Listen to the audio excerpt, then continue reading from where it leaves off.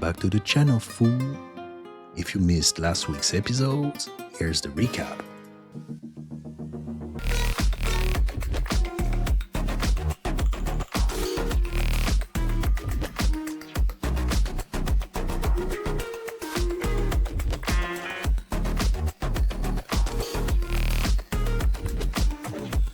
Is she trying to tell us something? Something we don't know? Is she a witch?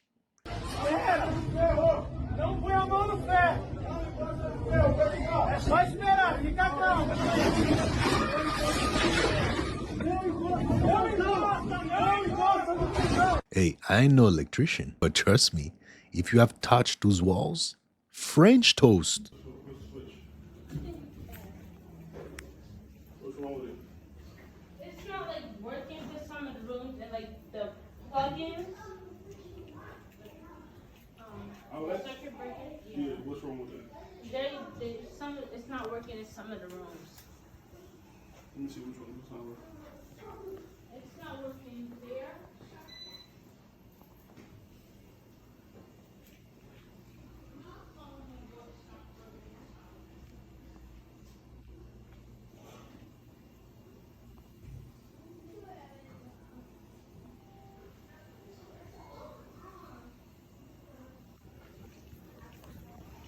That's Hell's Kitchen. Someone got to call Gordon Ramsay.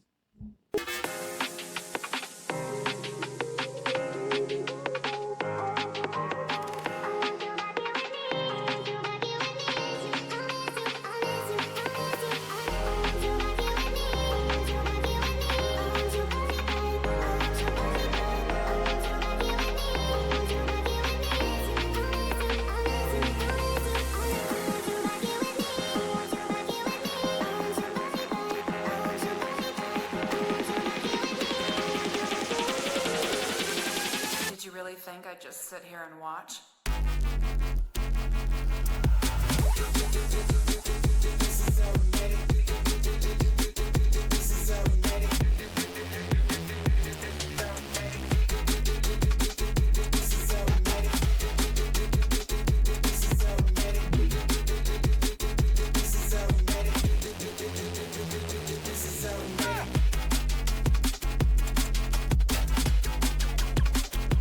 Stop staring at those legs. I know, they look real, right? I'm gonna tell you something. When you come to New York City, this is another world, another country, another movie. Things that you've never seen where you live, you will see if you come to New York City.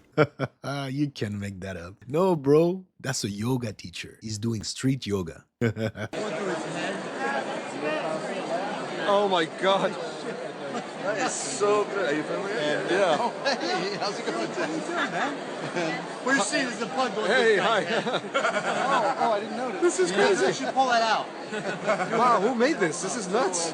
Did you make this? Jeremy walked by. It's crazy, man. It's great. I grabbed the plastic bag and just hang on. He's gonna get dates like crazy. That's nuts. There was a Halloween competition. You won. Hands down. Hostia. I think you're gonna hit it.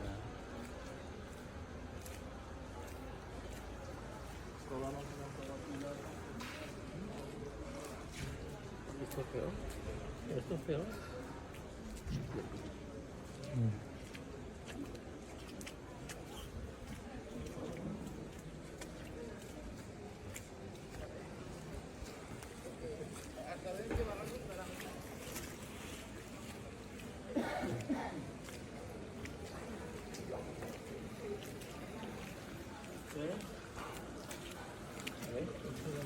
Vale, tenemos para allá polígono, ¿vale? Sí, sí.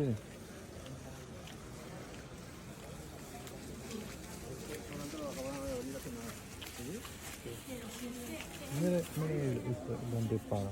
Sí, acá arriba, pum. Hostia, mira, vecino.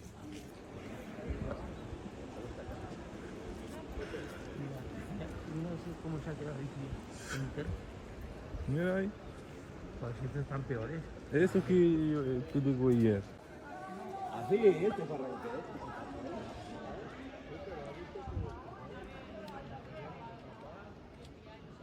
Mira. Yo no miro eso, yo miro eso, el árbol arrancado. Tenemos, señor, creo que un poquito de suerte. That happened in Spain. And if you didn't know, more than 200 people got swiped away. Is that Mother Nature or government-controlled weather?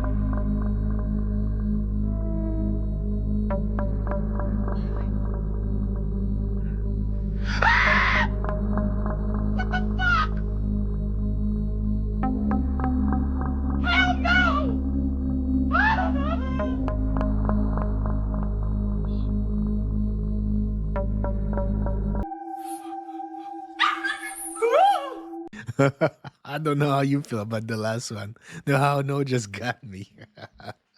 Oh, God. Just because people get blessed with money, though, we think them blessings come from God. The devil could bless you, too.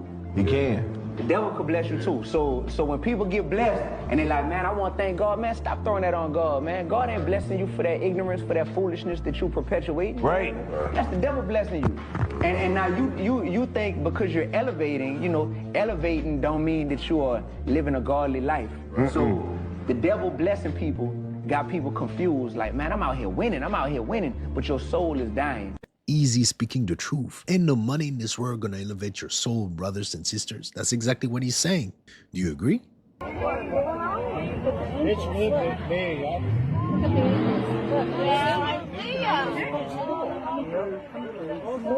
Oh, blessed Jesus, look at that. How many? They're deeper in the clouds. It's so hard to look at. I came outside and I seen that other stuff. Pastor, they're real clear in here, look. Yeah, Look you at can see them, can't you? Look at that. Yeah. Hallelujah.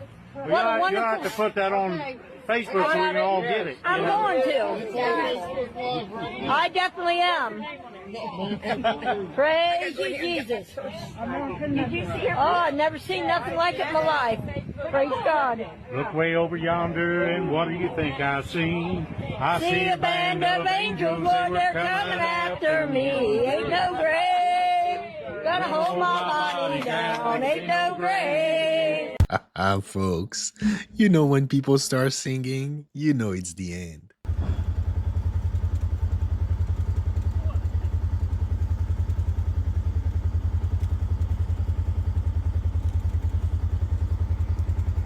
What do you think, bud? Not much. How's your morning going? Pretty good. Just gonna go walking around. What do you got planned for today? My mom's cooking ribs on her smoker. Ooh, little rib action, huh?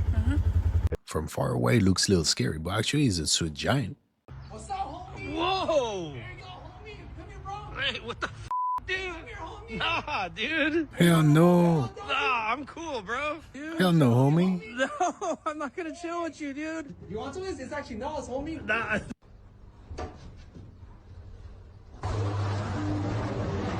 Oh, shit. Like in the movie.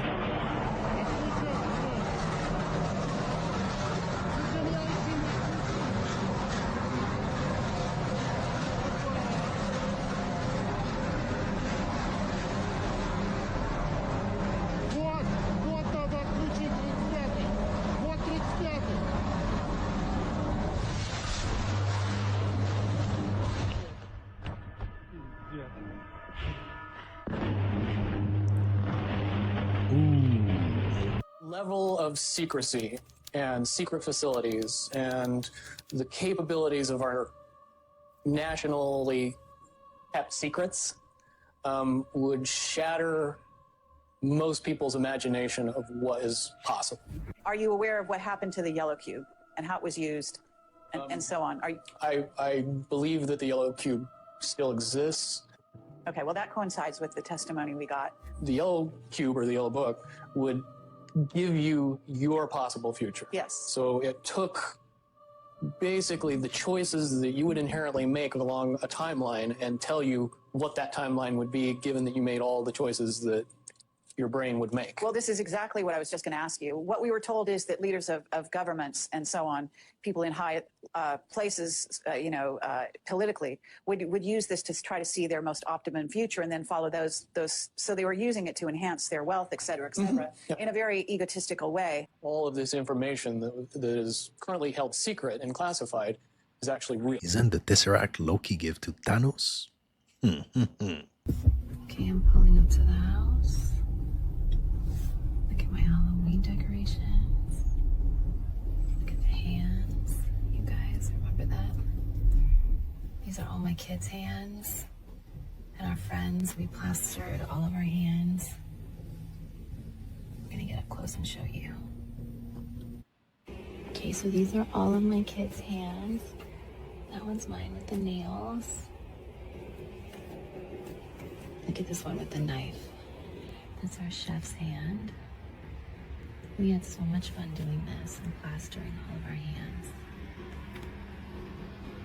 There's all these skeletons or skulls by the front door. And then when you get inside, there's even more.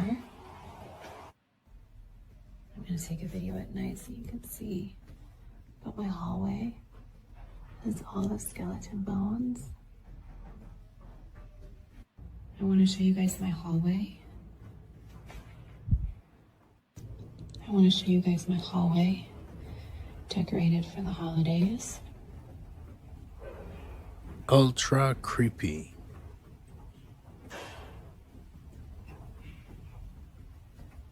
These guys are pretty scary at night.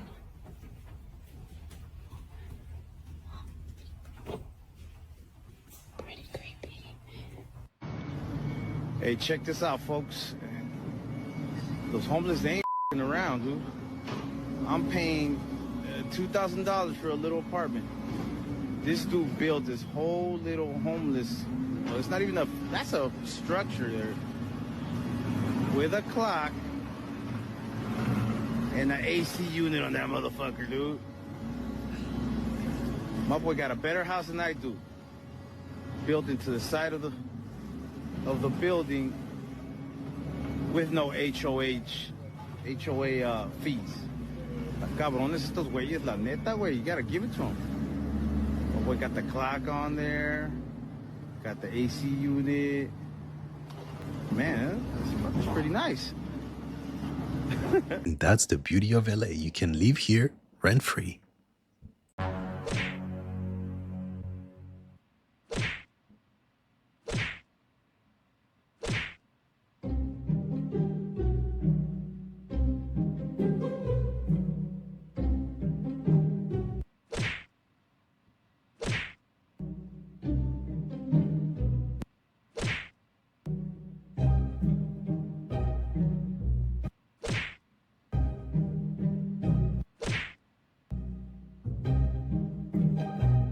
And if people catch you in the streets, There are 150,000 unaccounted for children that cross the border every year that are unaccounted for.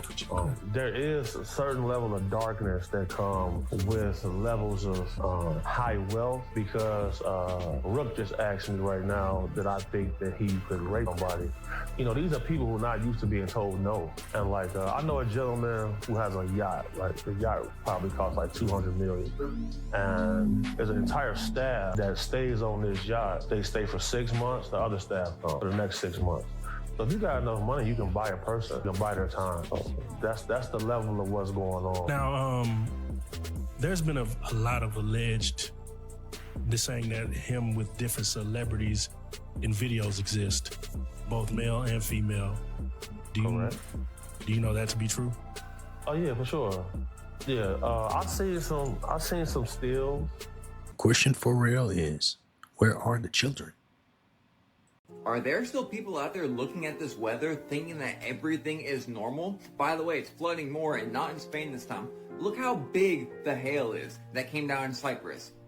Y'all, this is not freaking normal. I can't even with the people who say this stuff is normal. And like I said before, this is not in Spain this time. I'm about to show you what Spain looks like now. This is in Israel. It's kind of weird how all this weather is breaking out the way it is. And at the same exact time of all the flooding and all the hail, it's snowing in Saudi Arabia. At the same time. And people are just like, oh, it's normal. And Spain is absolutely destroyed. This is so sad. And remember, they just saw that devil's comet in the sky the night before while it was going on. Again, randomly. And bonus, this weird band popped up in 2022, November 5th, right? We are now starting to see the exact same thing, wild to say the least. They try to convince you guys it's global warming. But what about weather manipulation? Bruh, you can't get some salads, hair store nowhere, bruh. Ain't no hair pack come this big to get, bruh. Man, dang. Again. What?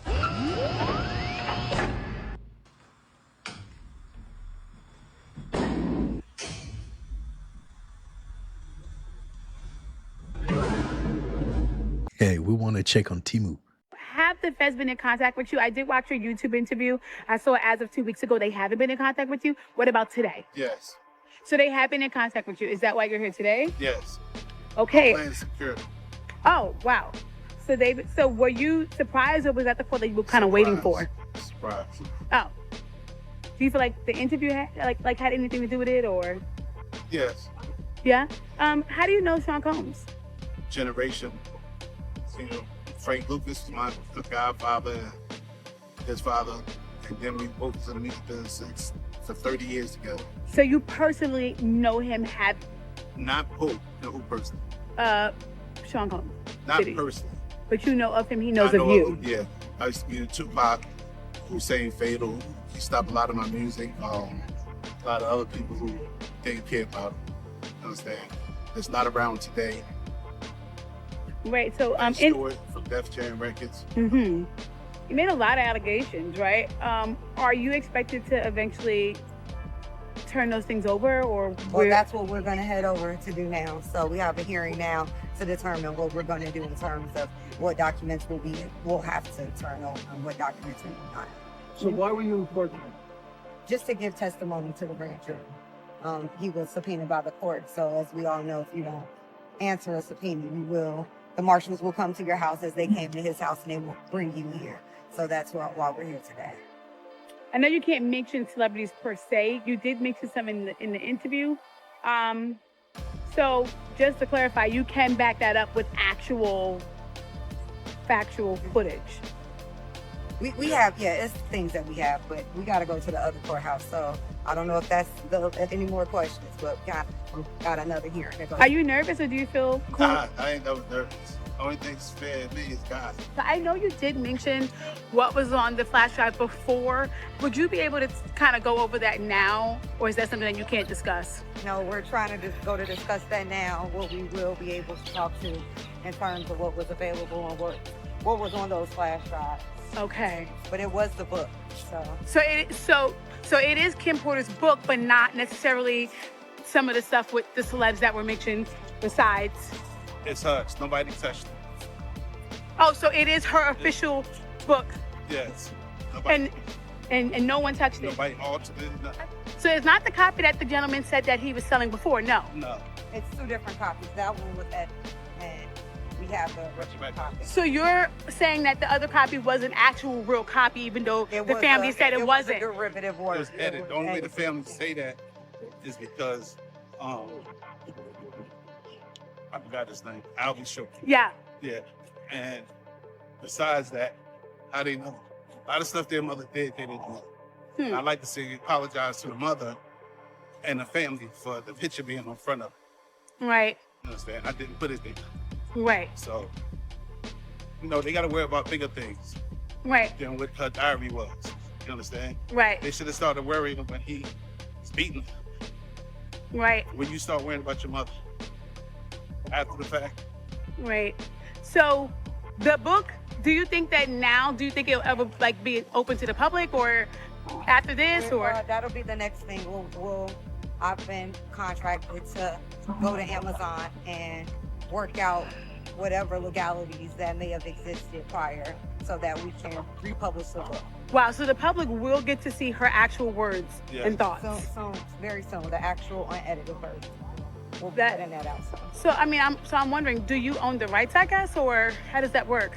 I guess I own rights. It's given to me, right? I'll say possession is not for the law. You have that feeling those tapes gonna be destroyed somehow? But also, the scariest thing was Rodney would refuse to wear clothes. And I didn't know this until I met him, but he... What? What do you mean he refused to wear... He doesn't wear clothes. No, listen to this. There's too much here, ladies and gentlemen. We're going to have another show. No. I know. What do you mean he refused to wear clothes? He wears a red silk robe that he's had for like 12 years, and he doesn't wear anything on underneath it.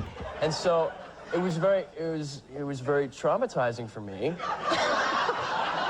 to go to, you know, I mean, I think it's traumatizing for us hearing about it. I am traumatized. You know, but that's part of who he is. It's Rodney. You know, you got to expect that. But I go to a read-through for the script the first week of shooting, and he would just be sitting there, you know, in his silk robe. You know? Okay, you have destroyed 14 careers. 14 careers in one interview. No, incredible. He's incredible. Right now, they're filing charges against Rodney in L.A. The whole cast of Mad About You and Sequest is being rounded up. He's great, though. He's fantastic. I gotta, you know. Other than his constant nudity, the finest actor I ever met. Yeah. All right, well, we're gonna have to run. We've run out of time. It was just, there was too much there. And the way they're quickly playing damage control is just crazy. In 2007, Oprah Winfrey opened up a boarding school in South Africa. The academy had salons and gyms in it. Allegations have surfaced that this school was a front for child trafficking. These girls would be allegedly groomed to be ready for sale.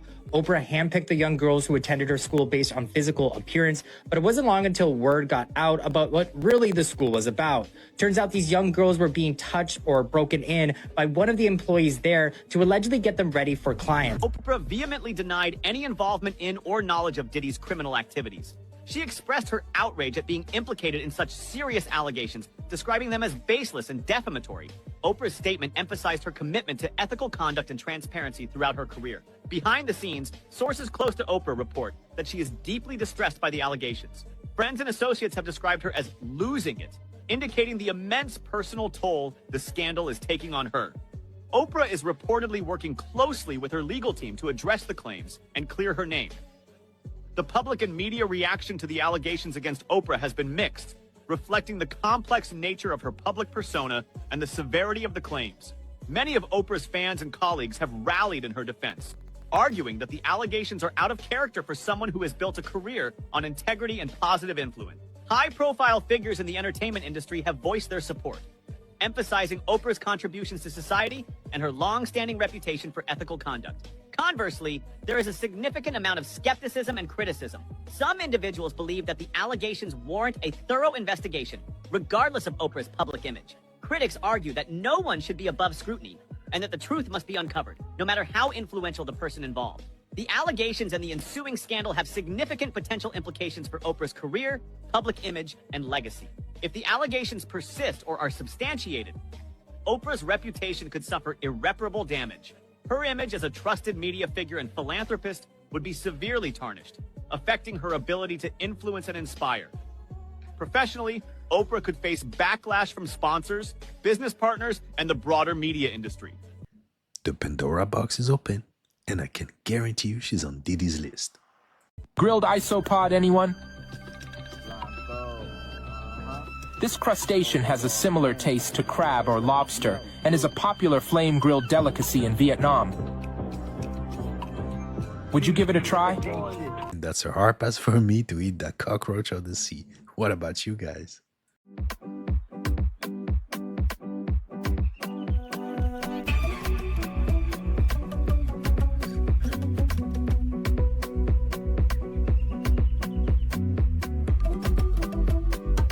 Bet he's heading straight to the dispensary.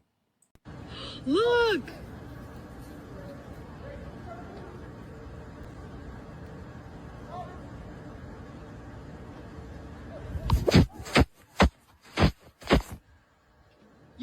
with the boys.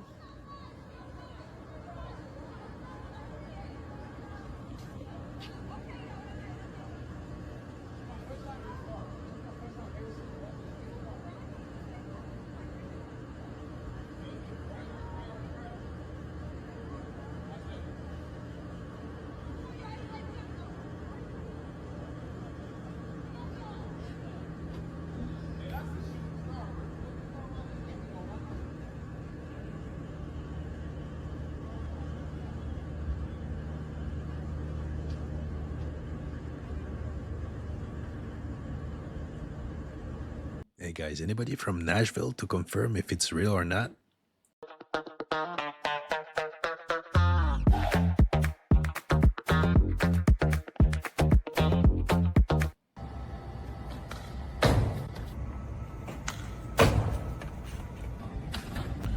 Wow. Even if you're a pro, don't ever try this. We got a story about a year ago that was really creepy, and this took place in East Texas. And this fella liked to hunt hogs. Hunting's kind of expensive, so he wanted to get him a nice thermal scope. You know, we're talking about a good one. They're about $5-6 grand to put on his AR-10. So he goes out there in this real thick piney wood forest. He puts his back against a tree and sits down on the ground, and there's glass in this area with that thermal scope. Well, he sits there for about an hour and a half and no hogs. So he's like, well, maybe I should move. So he's like, okay. He gets up, he moves about 150 yards away from where he was previously sitting, sits down, puts his back to the tree again. Now he's glassing in the opposite direction, looking for stuff. Well, about that time, he sees the heat signature of something moving. And he's like, oh yeah, pigs are coming in. This is gonna be it. He gets ready. Well, he starts watching this thing, and at first, he thought it was a bear. But then he said the more he watched it, it wasn't a bear. He said it looked like a naked human, like a naked human being. And he said this thing was crawling on all fours, and it crawled directly to where the tree he was just sitting at. And he said this thing is getting its face up to the bark, and it's examining, and it's transfixed on where he was just sitting. And he's watching all this, and it looks like a white signature through his thermal scope. He said this thing sits down, and it puts its hands between its legs, and it's like squatting. And he says it looks directly in his direction. Oh, no. And he's like, oh, no. I think it can see me. And he said it looks up like a wolf is going to howl. But he says, it says, help. I need help. And he said it's in a woman's voice. And he said a few seconds later, it says again, I'm injured. I need help. Is there someone that can help me? And he's like, man, I don't know.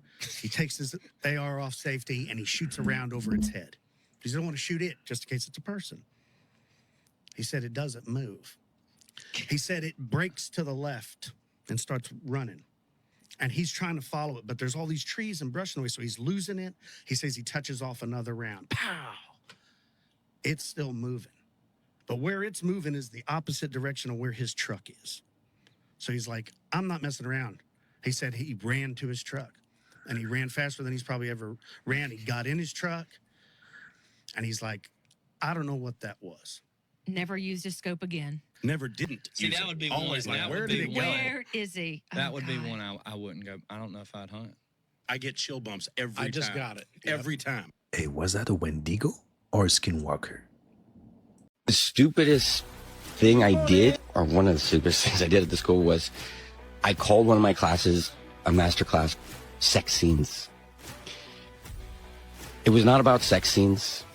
I was not teaching people how to do sex scenes or intimate scenes or anything of that nature. I'll admit, I did sleep with students. I didn't sleep with anybody in that particular class. I did sleep with students, and that was wrong.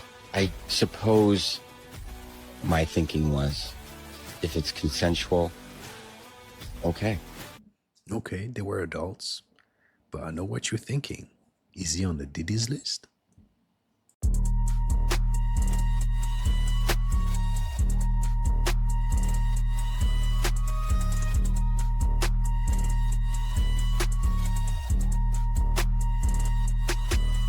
We got it next.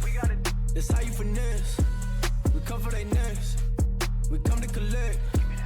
Did it all on my own, yeah. When it brought it back home, yeah. Now now they calling my phone, yeah, but I'm all in my zone.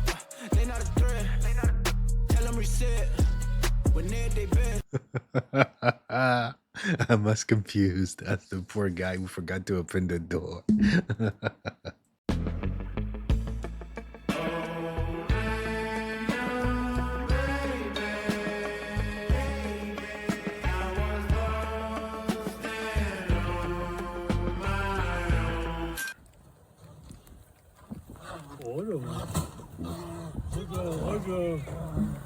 Wow. Jesus Christ. Have you seen this? The feds have raided the prison P. Diddy is being held at. Have you ever heard of the feds raiding a prison before? Can you smell the air? That's a cover-up.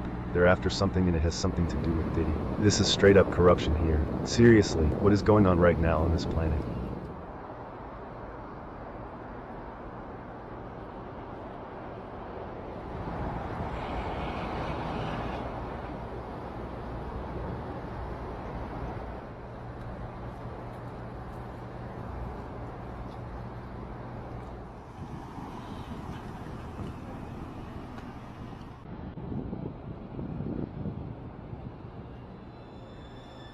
Remember the Epstein case? When their ass is on the line, they'll pull every trick in the book to cover it up. Crazy,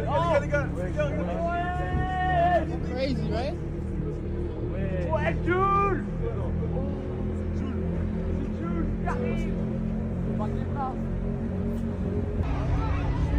What the fuck? Yo, what is that?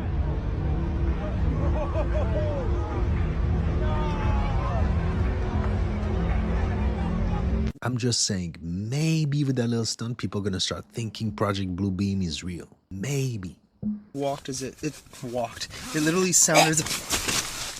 Stacy. What the?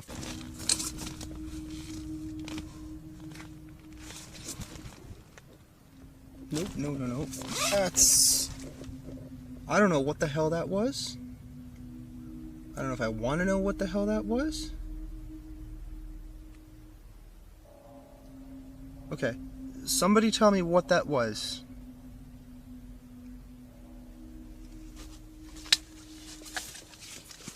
Just keep that a little closer. Is there somebody outside? Yeah?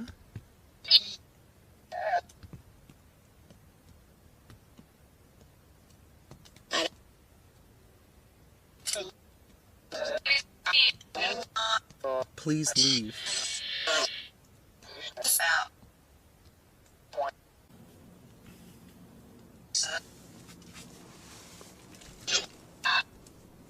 It's not like it said don't.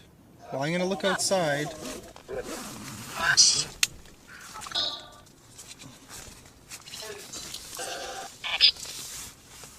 what the f***? That was that sound again. What the fuck? I gotta get the hell out of here. Can't even run because it's nasty. Oh, shit. Okay. I just heard something. Something made a sound in my ear. What the was that? Nope. Let's just go. You can't tell me he wasn't straight up asking for it. Hinckley was related to Obama and Bush? The Bushes had dinner with the Hinckleys the night before Reagan got shot. What? Yeah. Is that crazy? Do you think, okay, I always thought Hinckley was a lone nut that was infatuated with Jodie Foster. I had the delusion back in 1981 that by shooting the president, I could impress Jodie Foster, which me saying that now, it's ridiculous, but that's what I believed back then. There's actually interviews, dude, where he said, Uncle George told me to do it. Oh, Jesus. Okay. Didn't they just let him out? Yeah, and now he's doing like plain and coffee beans because he's put out an album or something like that, dude. Media's been lying for decades, and that's why the swamp runs deep. And we try to expose them, so a big shout out to you guys. And if you can, just share this video so it can get recommended to others. I'd really appreciate that, fam.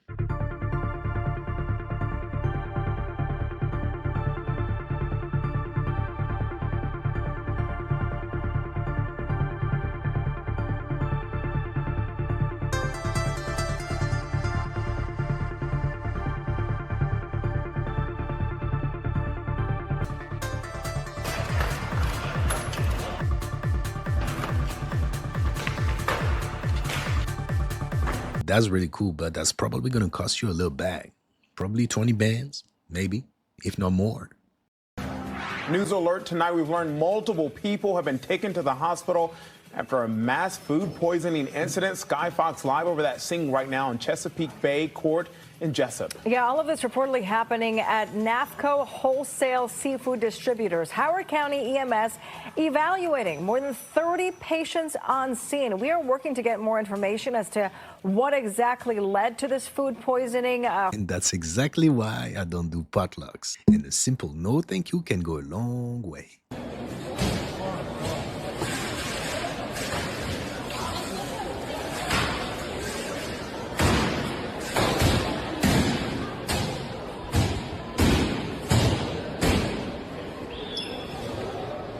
Get away from the store, baby. This is another one.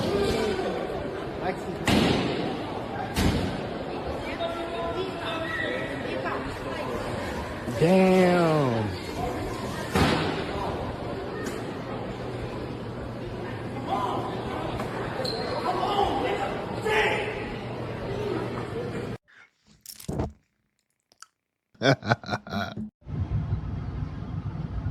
Qué auténtica barbaridad. Dios mío, mira esto. Mira. Madre mía. Esto es la pieza de silla. Con razón. Està tot tancat. Hay mar y ya ahí. No se puede venir. Yo creo que ahí donde estamos ya. No me digas que ahora nos tanque. Mira ahí el camión. Los coches.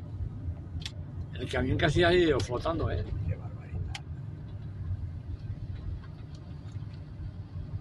Spain again. Even the freeways have been impacted. A 59-year-old pastor was arrested after convincing his church members that God gave him reproductive organs that contain holy milk. One of his followers said, "He told us that the only way we could receive the holy milk is through our mouth. And I thought it was strange at first, but he gave us his word that he was telling the truth and that the Lord anointed him with a Holy Spirit and holy milk. And it was his mission to go throughout the world, healing people. He would say, get on your knees and perform until you're showered with the gift of the Holy Spirit. And if you were someone with a local business, he would say, rub my holy milk in your face to increase your business sales." Listen, ain't nothing wrong with having somebody preach the Bible to you. But at some point, you gotta get an understanding for yourself what that Bible is saying. You ain't never heard of Jesus or the 12 disciples he was out there walking around with tell anybody to get on their knees and suck the holy milk out of them. So why are you doing that? You got the holy milk? Come over here. Crack those nuts. That's it. Boom! I got it.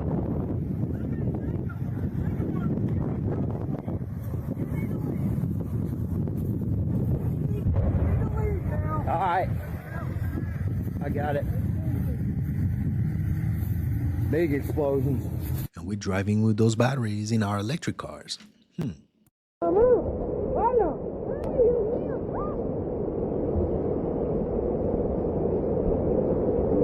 Now we have a little taste of how it looked like during the flood. Forward, Prince! Call them out! Gentlemen, if you will allow as I do that. Boots!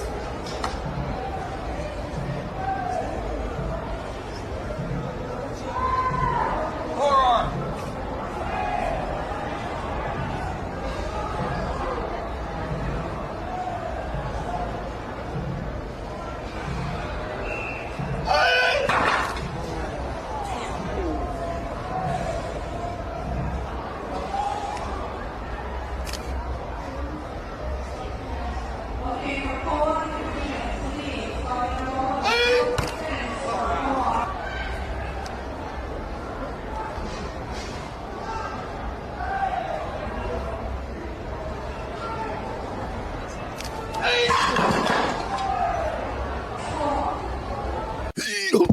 He's a master at hiding his pain because he must have been painful.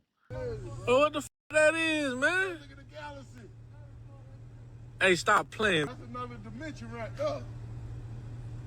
I probably go through that and see all my past stuff.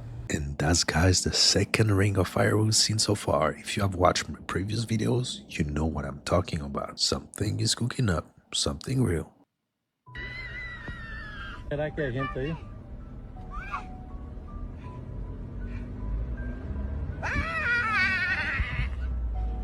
Será que a gente isso? É nada. Não há de jeito nenhum a gente sair, ó. Minha Nossa Senhora do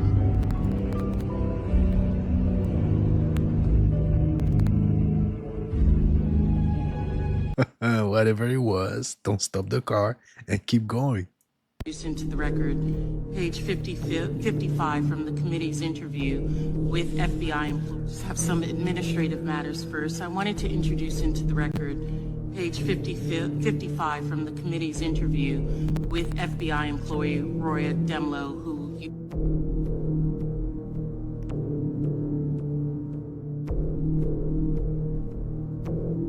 I wanted to introduce into the record page 55 from the committee's interview with page 55 from the committee's interview with which took place on July 17, 2023. In that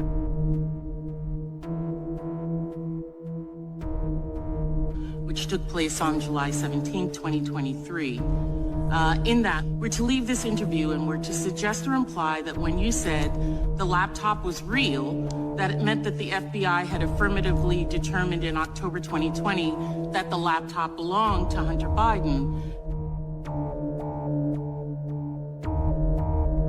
We're to leave this interview and we're to suggest or imply that when you said the laptop was real, that it meant that the FBI had affirmatively determined in October 2020 that the laptop belonged to Hunter Biden. That's a little disturbing if you ask me. There have been more than 300 new sightings. What the f is going on? You still think that's a f***ing flare? Oh, whoa. What is that? Maybe alien contact is much closer in our future than we are led to believe. Did you see how that shit went?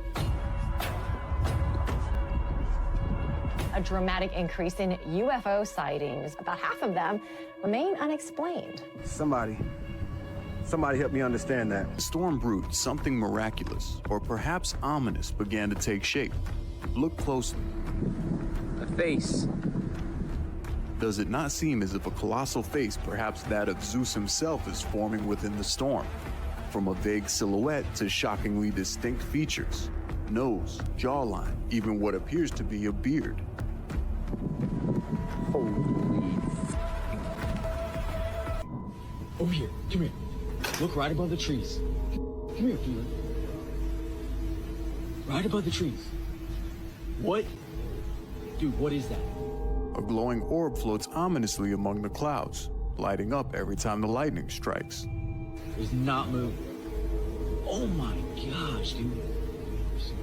Me neither. Oh, dude. Did you see how bad?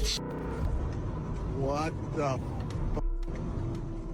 An array of bright lights cuts through the darkness, forming what appears to be a massive ship hovering ominously ahead in the sky.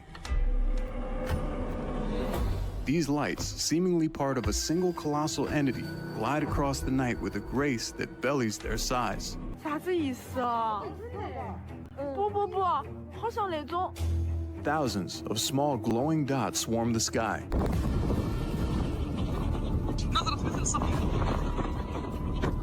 Amidst the chaos of the storm, a sinister face appears, sparking whispers of dread among the locals.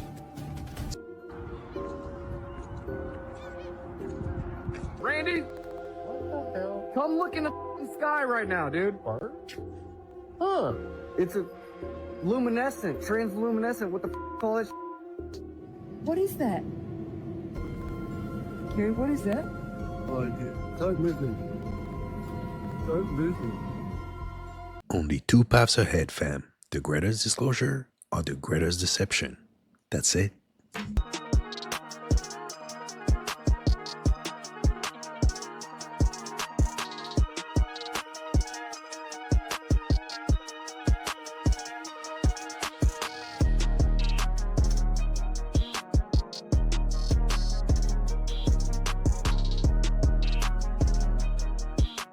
What floor you on from?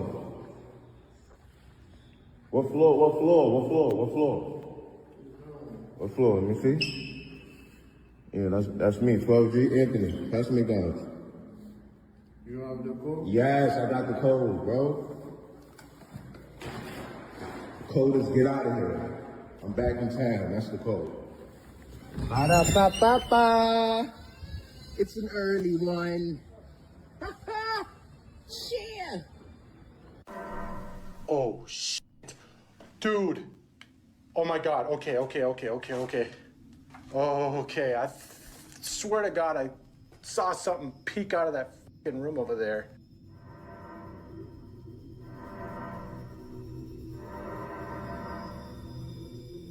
Holy shit. That was definitely not my eyes playing tricks on me this time. I saw that vivid.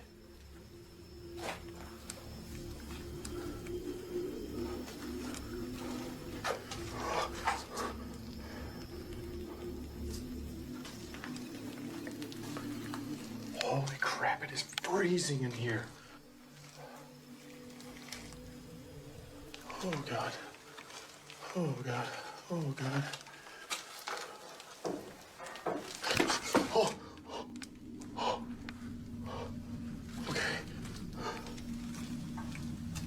I'm hearing noises all around me, and I'm not liking this.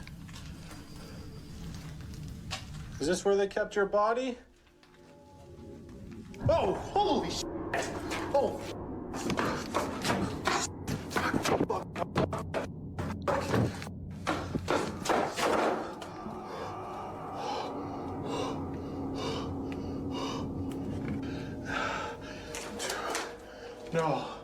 No, I'm done.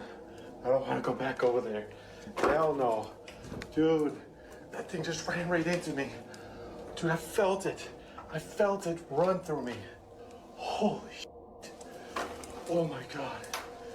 That scared me so freaking bad. Oh, dude, that shadow figure. It just bolted right at me, and I felt that surge of cold air go right through me.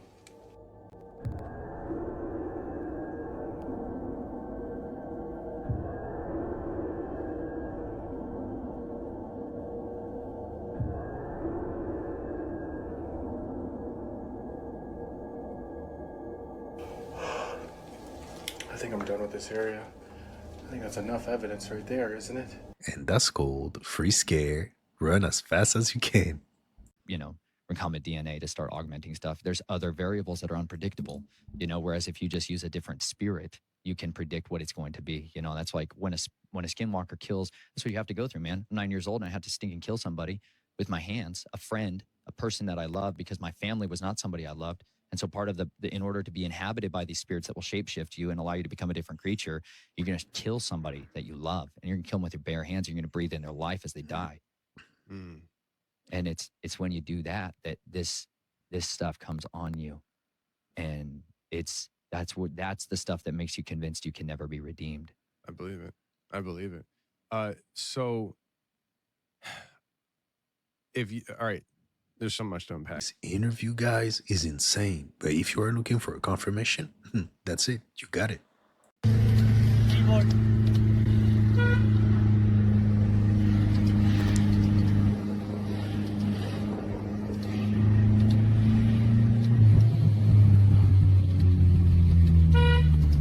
Elon should send this guy to Mars first. There's like this famous Indian street food vendor who blew up, and he's this guy who like sits cross-legged in this doorway and making he's like covered in food, like making a mess. And then this one Spanish YouTuber or something went there to be like, I'm trying this guy's famous stall from TikTok or whatever, and he's like starts eating it, and he's like starts sweating, and it cuts him in the hospital, and he's getting like IVs and all this stuff. Yeah, like So it was too hot? I don't think it was too hot. I think it just it wasn't too spicy. Like it's a Spanish. What was the guy. issue? Like he got instant food poisoning. Like it was just like this fat. When you start eating street food, it's like playing roulette. It's a gamble every single time. The following video comes from a mother who, for some reason, began to feel an overwhelming sense of anxiety while taking care of her baby. It was just her and her son, alone at home, watching a movie peacefully, when things took an unexpected turn. Looking at the bathroom door, she notices that it's wide open. When she last looked, it was somewhat shut. Seeing that something was different, she grabs her phone and begins to record.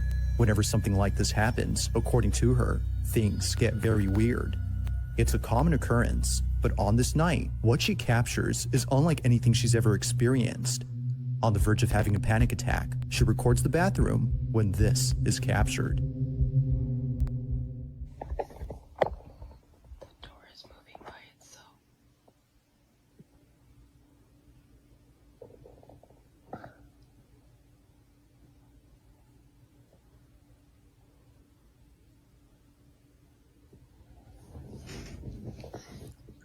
Ooh.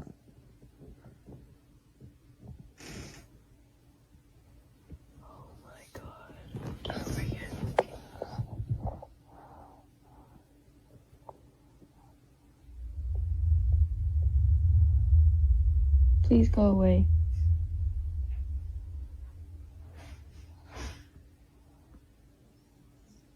Please go away.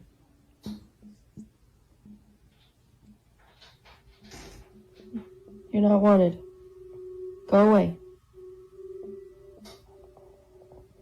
Whatever you are, go away.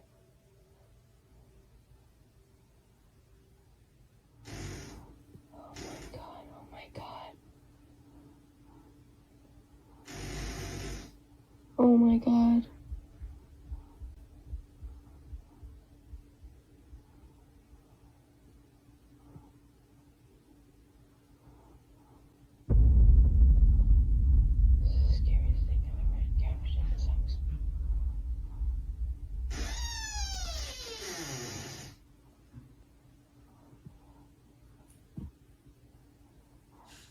I am so scared right now. Please go away.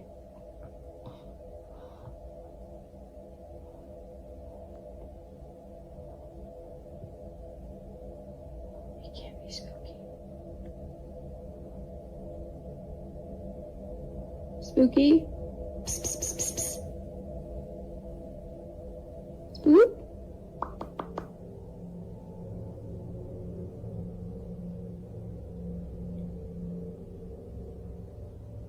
Moo? To say that the mother was spooked out of her mind would be putting it lightly. It's the fact that she pulls in her child after sensing something dangerous that really shows this. Now, she didn't see it at first, but after watching this video, she saw it. At the entrance to the bathroom, a very distinct shadow-like figure appears quickly. It's actually pretty quick when it happens, so it's understandable as to why she had missed this. But seeing how fast it moves only adds to the creepiness of this footage. Whatever this might have been seems to pop in and out quick before seemingly disappearing. Seeing this and hearing the bathroom door creak has led her to believe that something paranormal took place.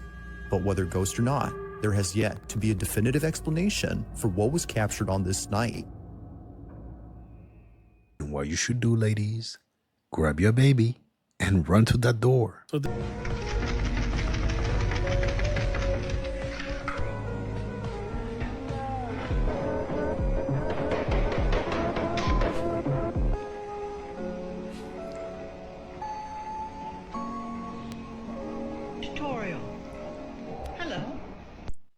I claim no evil energy from this video. Have you guys seen the spinning kebab? Why is a gentleman wearing a suit carrying a bag of chips along with him? Very strange, right? What is that? Now what's more strange is the cost of this chips bag is a whopping $1,850. Dang.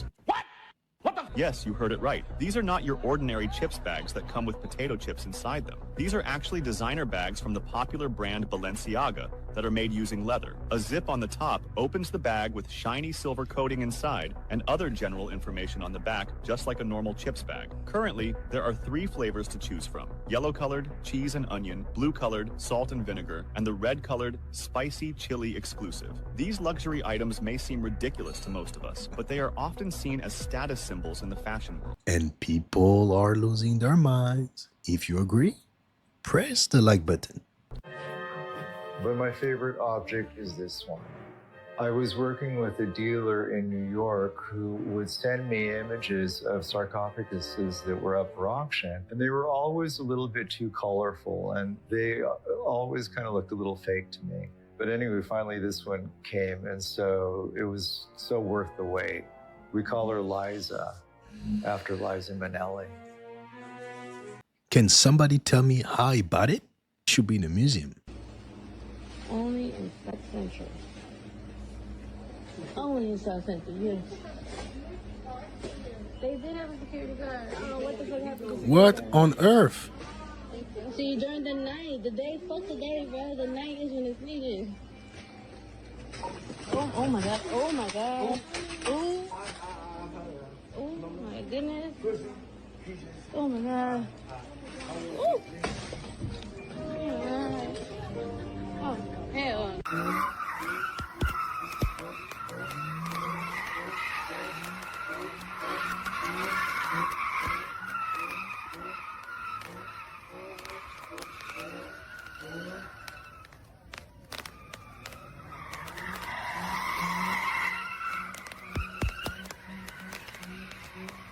I'm doing myself, but I don't. Are you coming out of the closet? No, I was just When? talking. When will you?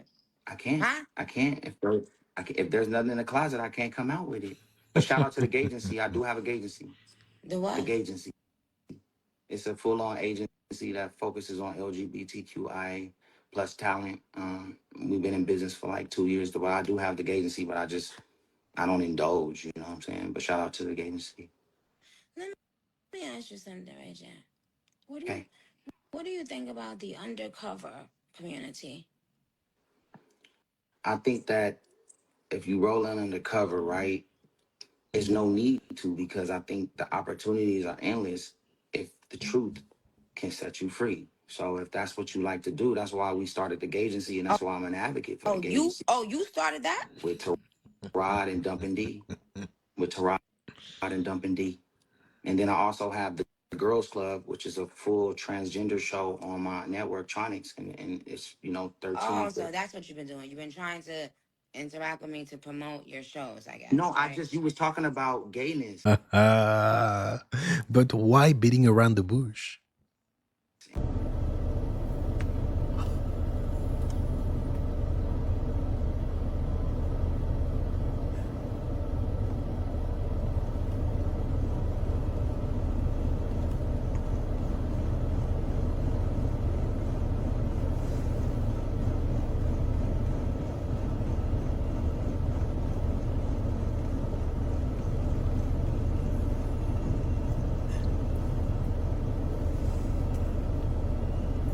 What is this guy doing?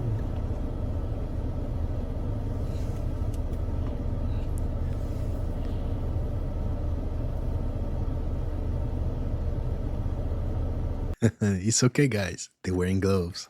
Despite removing his ears, he's only 75% done with his transformation into what he calls the Black Alien Project, and what he has planned next is beyond extreme. Anthony Loffredo's transformation started at 24 years old after he realized he wasn't happy in his body, and he says the more he removed, the more complete he felt. He's cut off his top lip, spliced his tongue in two, cut off the front of his nose, cut off both of his ears, has cut off 2 of his fingers, and has various implants in his arms and head. But what he has planned next is wild. At the end of last year, Anthony said the project had lost all meaning to him and he was done altering his body. But that was short-lived, as he's just started working on his transformation once again. He eventually wants to split his man part in half and even amputate one of his legs. The real question is, what happened to him as a child? And should these doctors have their license revoked? Or should they be sued? Okay.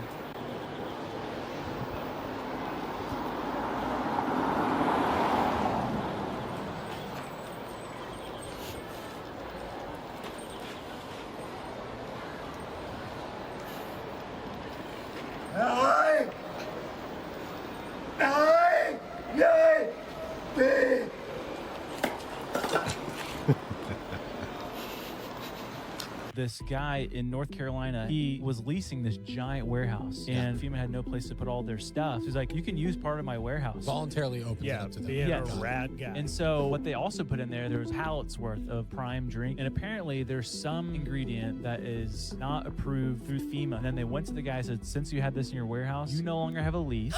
We are apprehending your warehouse. And so he's kicked out of his own place for offering it. They put the prime in there, and they said, can't have that in there. They did that on purpose. Yeah, Dude, this is sounding like William Wallace, prima nocta, medieval English garbage. That's my warehouse and I shall take her. This is crazy. And they did him dirty, Diddy style. They found out why cookies and milk are that addictive. Why? Because it's one of the most addictive things in the world. Yes or no, right? Yeah. Like you have cookies and milk. Everyone has it together. And everyone's addicted to desserts, especially the ones that are like cookies, cake, and all that stuff. Like paired together, so like you're saying cookies can't go with cake, milk? So any dessert that has a lot of dairy and any dessert that has a lot of gluten. Okay. And that's pretty much like all great desserts, all W desserts. Yeah. Check this out. So they found out there's a certain chemical found in milk called casein, right? Okay. And there's a certain chemical found in a lot of gluten desserts. Now, I forgot exactly what the term is, but at nighttime, especially when your body goes to rest, those two chemicals, it mixes together and creates an opiate. Really? Yeah. It stimulates and simulates an opiate. So your body, your gut will create that drug in it when those things are mixed together. And that's why almost every freaking dessert has what? Has dairy and has gluten and mix it together, and those are the addicting ones. Wow. Yeah, no, because the opiate makes you feel good, right? That's like the point. It makes you feel satisfied. It's like that feeling, euphoric. And then when you're a kid, you eat it before bed, and then you're in bed and you feel good. You feel nice. So now it's like, and you get addicted to it, and then that's why you keep having it. I don't know if it's real, but hey, all I know, sugar is addictive. How does one get possessed? Yes. Oh, yeah. The two biggest ways are dabbling in the occult. What does that mean? Playing with demonic things, Ouija boards, going to a psychic, tarot cards, or actual occult worship of the devil. Those are pretty much immediate open doors that you're going to have demons come right in. Psychics are demonic. They're not channeling your dead relatives. Well, the psychic told me my mother shared this with me when I was 10, and nobody ever knew that but us. So it has to be my mom, except for the demons in the room, who also heard it. And now they're impersonating your mother. Wow. They can put up a good show. They can also place thoughts in our minds, and they can manipulate our emotions. And when you have that trifecta, the person is 100% believes it's their mother. So basically what he's saying, get your emotions in check. Interesting, I like it.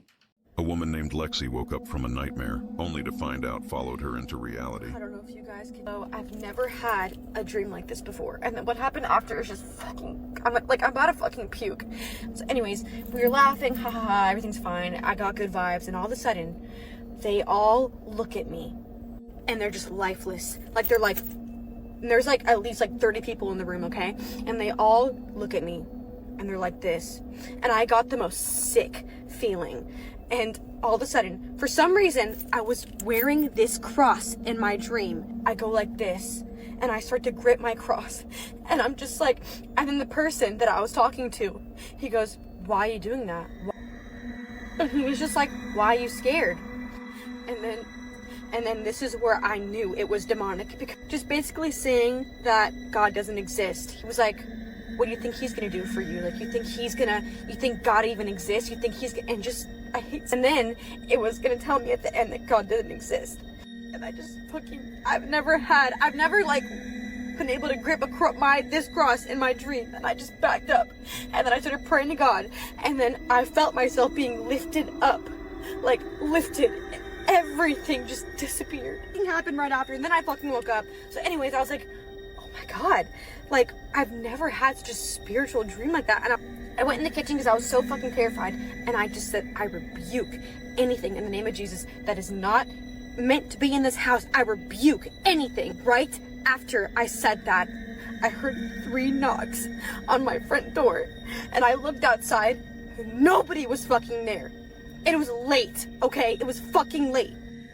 And so after that, I was like, oh my fucking God. Like, whatever I casted out of my house was like, it got casted out. And like... When you hear 3 knocks, that's confirmation. That's demonic. It's okay, I'm sorry. He apologized. It's my fault. He apologized. Yeah, I know. And you know what? That didn't upset me. But the sorry. that told me to calm down.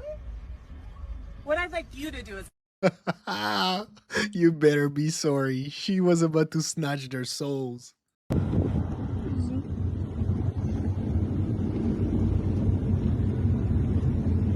Aí o Arthur ele não consegue cuidar sozinho.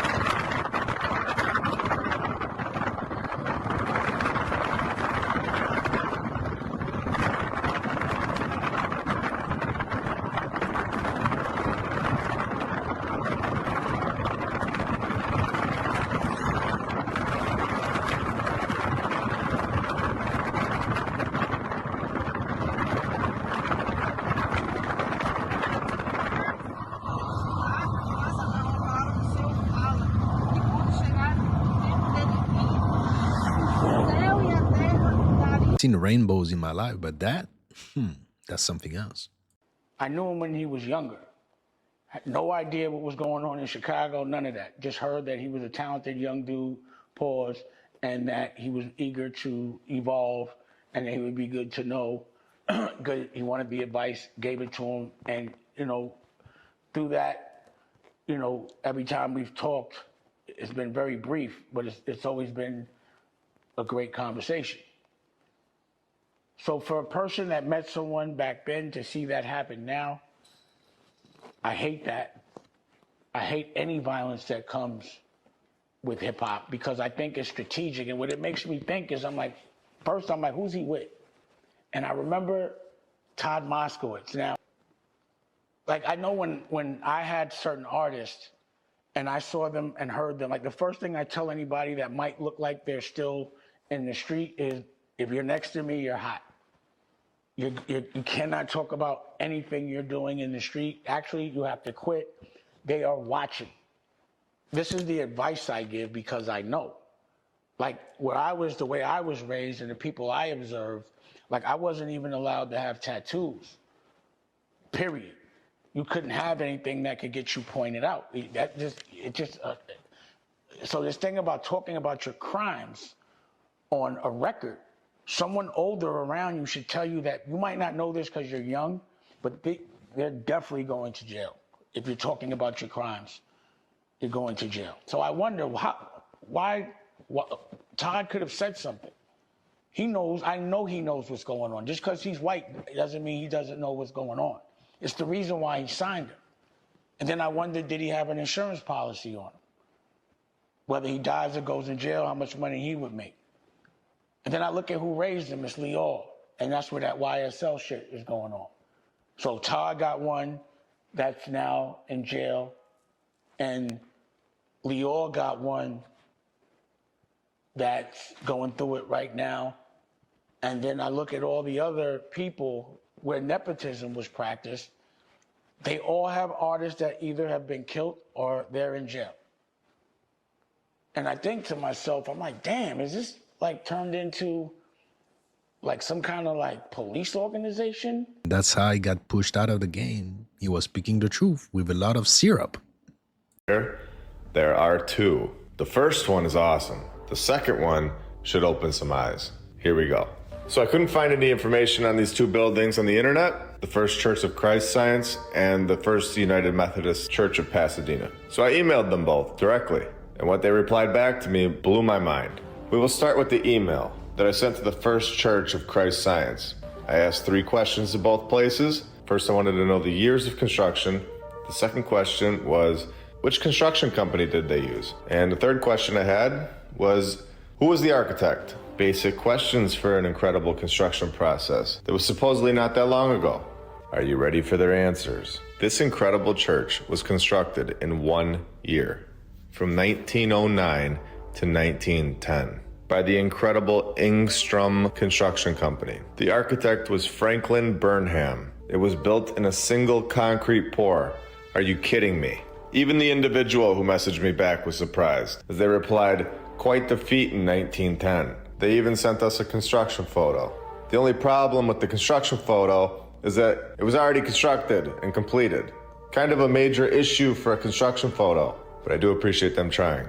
After thousands of hours of research and everything that has been shared with me over the years, this thing was already there. Nobody in 1909 or 1910 built this thing.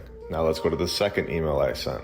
And this one was sent over to the First United Methodist Church of Pasadena. And remember, these buildings are all in Pasadena, California. They're not thousands of miles away from each other. They're all right next to each other, on the same exact block. I gave them the exact 3 questions. And this one justified everything I've ever said throughout all of my episodes.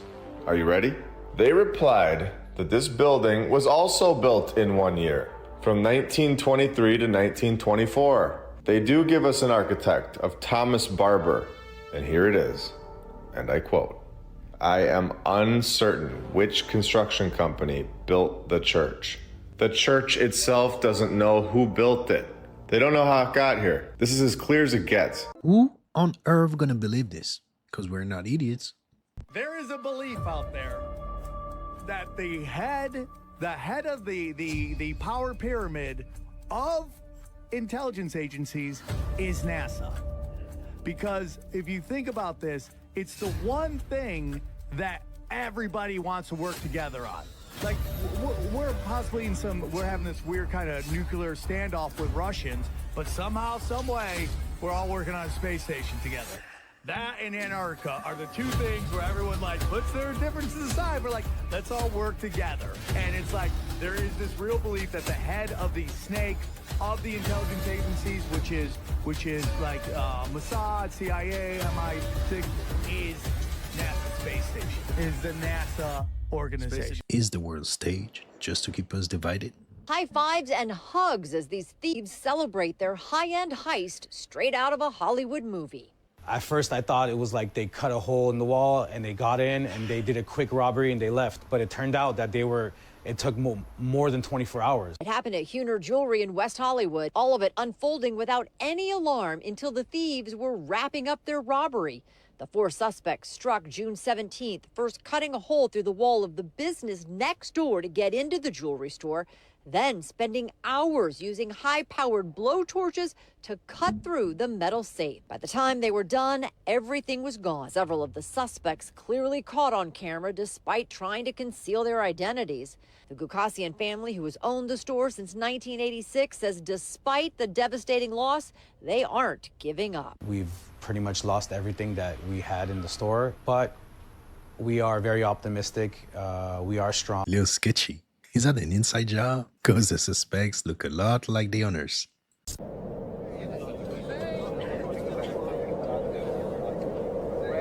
AI or not AI? In China, we meet an amazing kung fu master. Naka-sensei touches this stone pillar and is amazed. This feeling is more rock than stone. What does the master do with this rock pillar?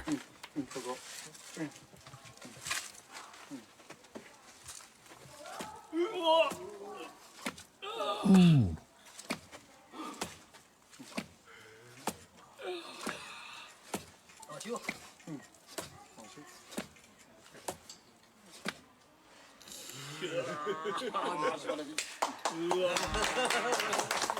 He says he trains himself to hit the stone 3,000 times a day. He is a master of the 5 ancestors' fist.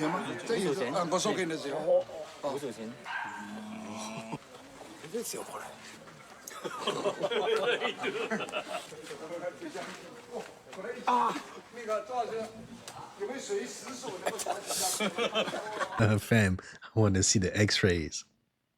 Be aware, man, this is how they open the hotel room doors. I know summer is here and some of y'all gonna be going on vacation and going to hotels and all that, but this is how they doing it, man. They put in some type of wire under the door and, I mean, this is crazy. Oh, shit. They try to catch the person ran away. There's a magnet as well. Look what they're using to. So that's what I'm doing. They're using a magnet. Wow, that's crazy. If you didn't know, now you know. Have you ever heard of a real witch summoning demons and trapping them inside cans of water? Inside this very warehouse sits the entire inventory of liquid death mountain water. Each can is about to be infused with real demons by a real witch. A lot of what I practice can be considered traditional witchcraft. What you're about to witness is very real, very dangerous, and in my opinion, a terrible idea. We enter into the dark half of the year. Now is the time of the dead. I ask you, spirits, those who are listening, I invite you here. I offer this water as a vessel for you to come into this world. When the cans are opened, you are released. I welcome you. Now is the time of the dead. Demon-infused liquid death. If you drink it, will you become possessed? You guys drinking that water? That water just been sponsored by Satan. It's just demonic. Next level shit. Ladies and gentlemen, the South Mountain guy here, season 2. And here we are. Remember last season when I said that they were blocking off the Hobart Trail with big river rock and blocking the Hobart Trail where you go to the door and the actual ruins? Well, check it out. This season, on season 2, look at what they've done. They've actually blocked the trail. See the trail going into the Hobart, to the back trail? Now this gate's been here a while, but they put these cables. See this cable? See the brush where there would possibly be a snake? Why would they put this cable right here? I'll tell you why. It's to keep you out. Season 2, the South Mountain guy. I'm back. God be with you.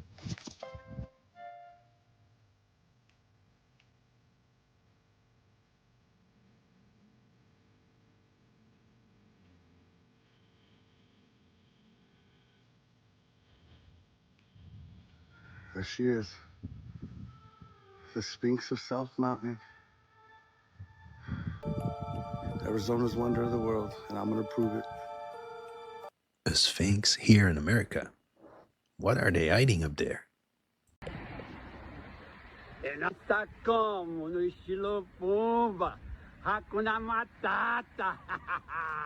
I think this is the same dude, right? Let me show y'all boys something. Playing all these crackhead games. Look at this.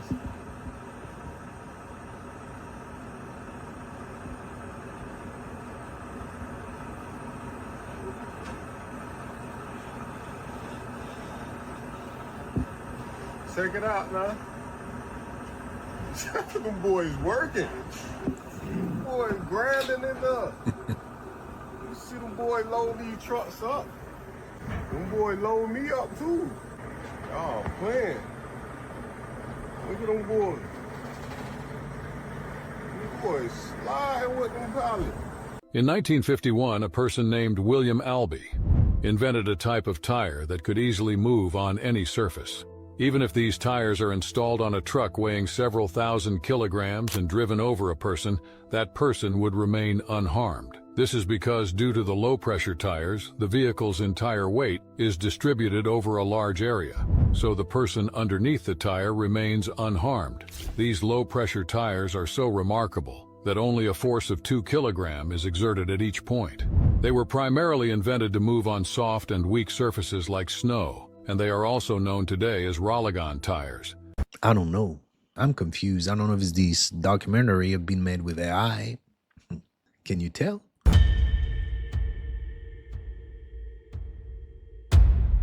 Go wear no dress until they offered him the dress, and then he put it on. And what did he say after he wore it? I made my own decision. Duh. But you didn't make it before they brought it up, did you? It's okay.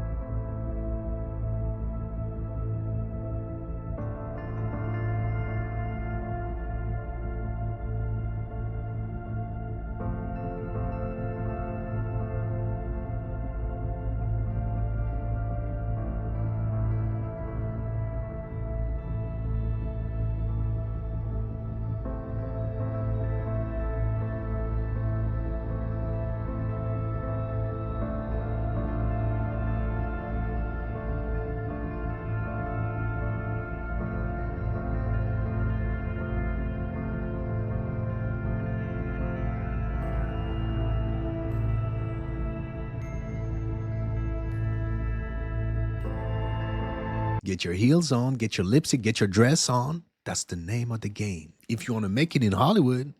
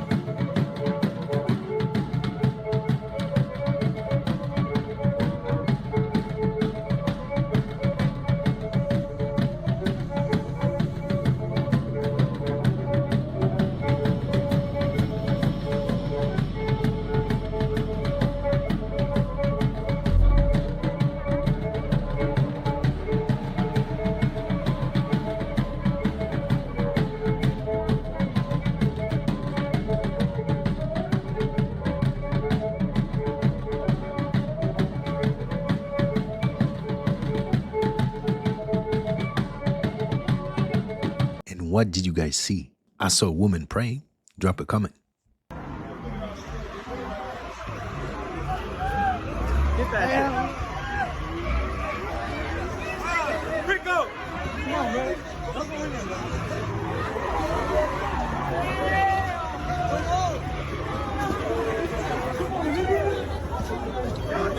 You're gonna tell me, hey, these days, lunar pandemic is everywhere.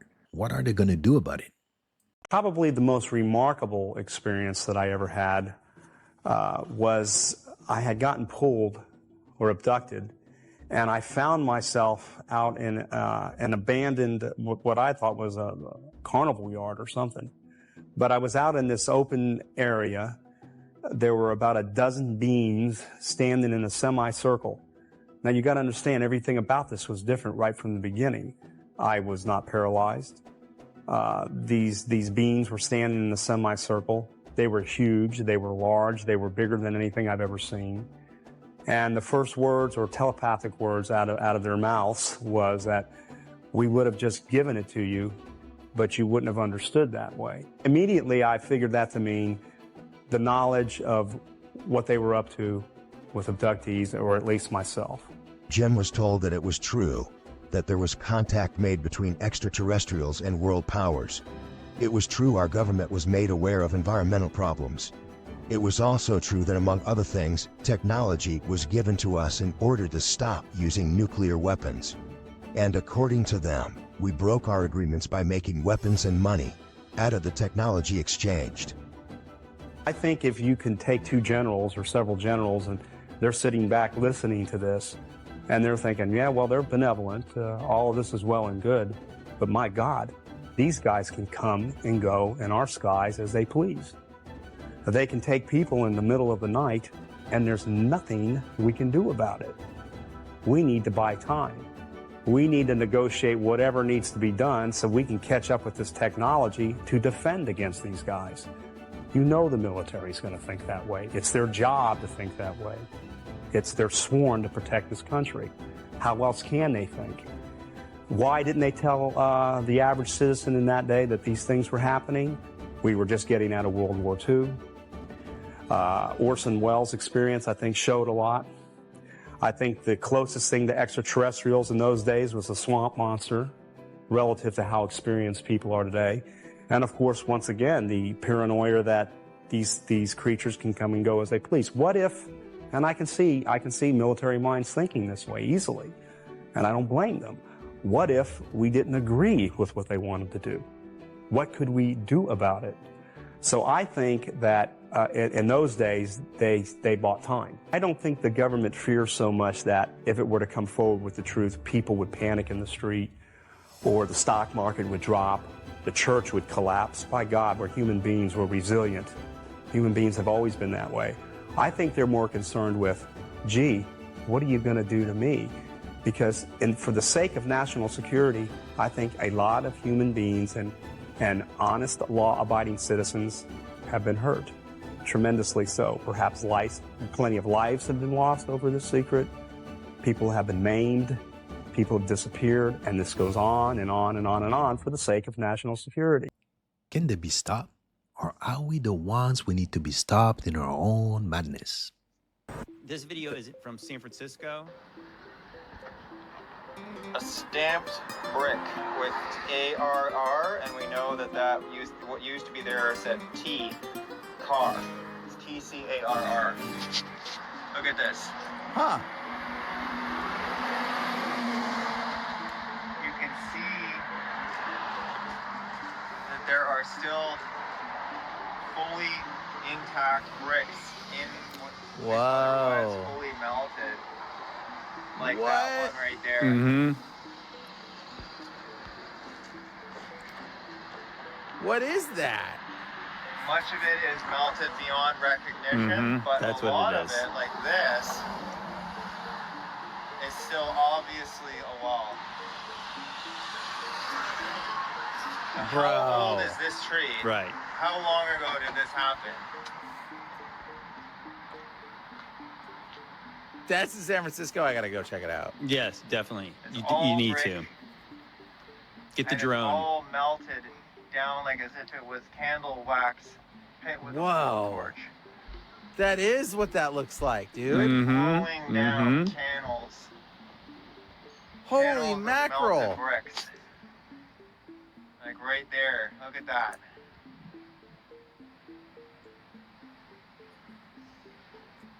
Still bricks sitting there, and that's the same kind of brick that this is. That's stamped. This is the evidence, because there is a case of partial preservation of what was there.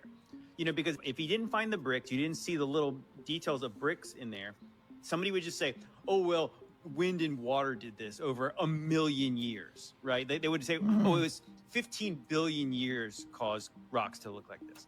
No, it took about probably 10 seconds of like the hottest thing you could possibly imagine, just burning something, and it literally melted like a candle melts. That's what you see there. Like, what happened in our recent past? I think it's very fascinating. When I really got curious about the western part of the United States and like stuff like the Valley of Fire, in my mind, I was thinking of the days of Noah, maybe. I was thinking maybe like sometime around like the days of Jesus, like thousands of years ago. But when you find stamped bricks in there, so that means there was a brick factory that made bricks, right? You know, so obviously I think even like the earliest brick factories were like in the we're told, the mid 19th century. They had factories that made bricks en masse. So when did this thing melt like that? Dude, I just looked up melted brick wall San Francisco. There ain't nothing about this, dude. What I can say is, hey, we've been lied to.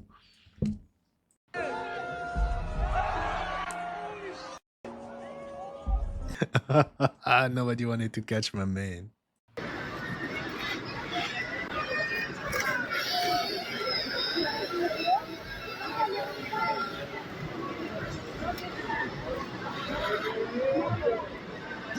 You want a real rabbit hole? We're going to Turkey. Turkey has some of the wildest stuff on the planet, hands down.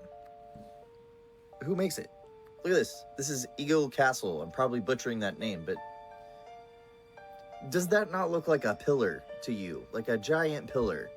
That's huge. Those are people. Look at the boat. There's a rock-cut monastery that you can go inside, just like the one in Ethiopia. When you go inside this one, it's decorated head to toe like a cathedral. Turkey is ancient. We have megalithic architecture and rock-cut temples in Sorna, the city of oracles, and the ancient theater of Side rivals the Colosseum in Rome. It's insane. Göbekli Tepe and Karahan Tepe are also in Turkey. These two push civilization back 5,000 years from what we thought. They were buried really fast, like something was happening outside. The fact that every ancient culture has a flood myth would make Derinkuyu make sense. It's an 8-story underground city with locking doors, water access, and air vents. 20,000 people can live in this city, and it is connected by a 5-mile-long tunnel to Kemakli, another underground city, forming a network of over 200 underground cities in Turkey. Its next-door neighbor, Armenia, has a megalithic avenue similar to Karnak in France, making this whole area the most mysterious thing I've ever seen. And that's just more proof of past resets. Ya Allah. Hei, apa itu? Ada yang ngintip di pintu. Sumpah, guys. Itu ada yang ngintip di pintu, guys. Set! Ma! Ah! Apa itu, Jok?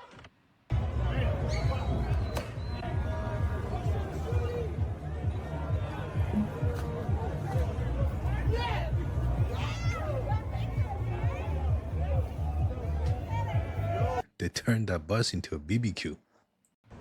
Oh, he's playing freaking Call of Duty. Actor doing shit. Oh my god. Look, he's in a plastic chair. Oh my god.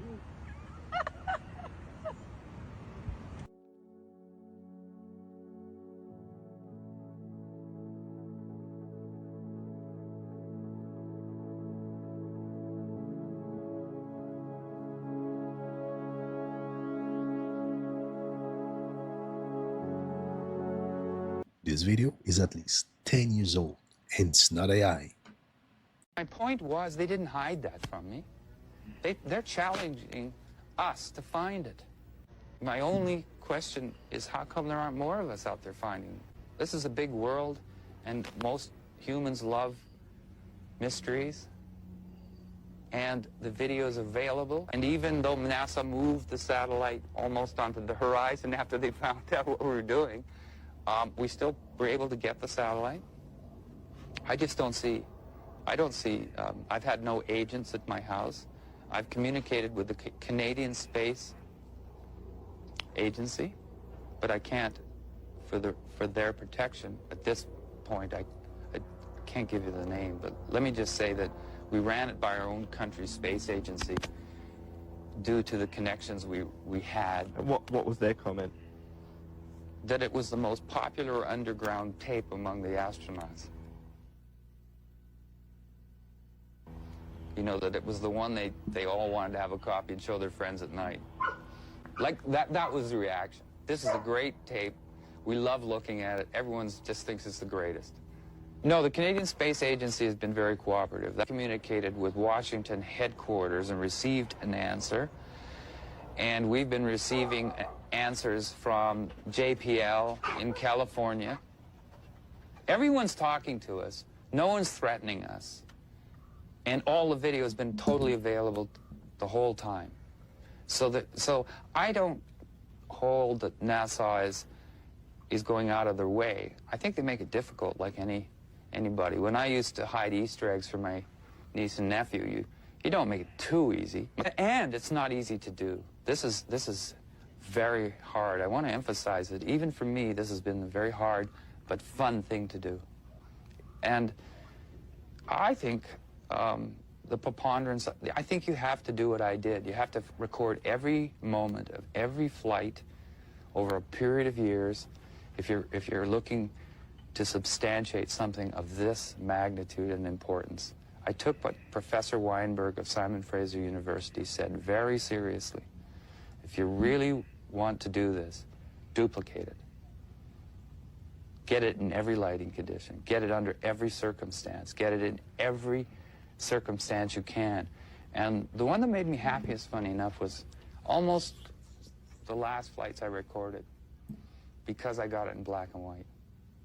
There was a CCD camera put on one of the flights, and I thought that's the charge coupling device, which is an electronic way, rather than the old tubes, these big tubes that are slower on their scans. So as soon as the faster scanning and tube CCD was on the black and white, I challenged myself again. You should be able to find them, and I did. So I've got them in black and white, but I've got them under, and I know which camera. I now know where to look for them. In STS-80, when the door wouldn't open, you know, they had the spacewalk scheduled, and the door wouldn't open. I remember watching that and seeing all of this third phenomena, the second space phenomena, but the third phenomena, all around the door. And they were moving the door and trying to get it open. And I'd never seen this phenomena do that before. A flight or two later, the astronauts were commenting right on the feed that there was something had come through the door. They were seeing these flashing colored lights. What a flash. The light flashing off of HST.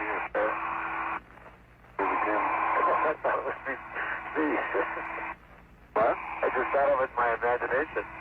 Yeah, I saw it too, so it's not. There was two of them. There's another one. What are they? Some sort of lights flickering in here. Maybe they're taking pictures. What is this?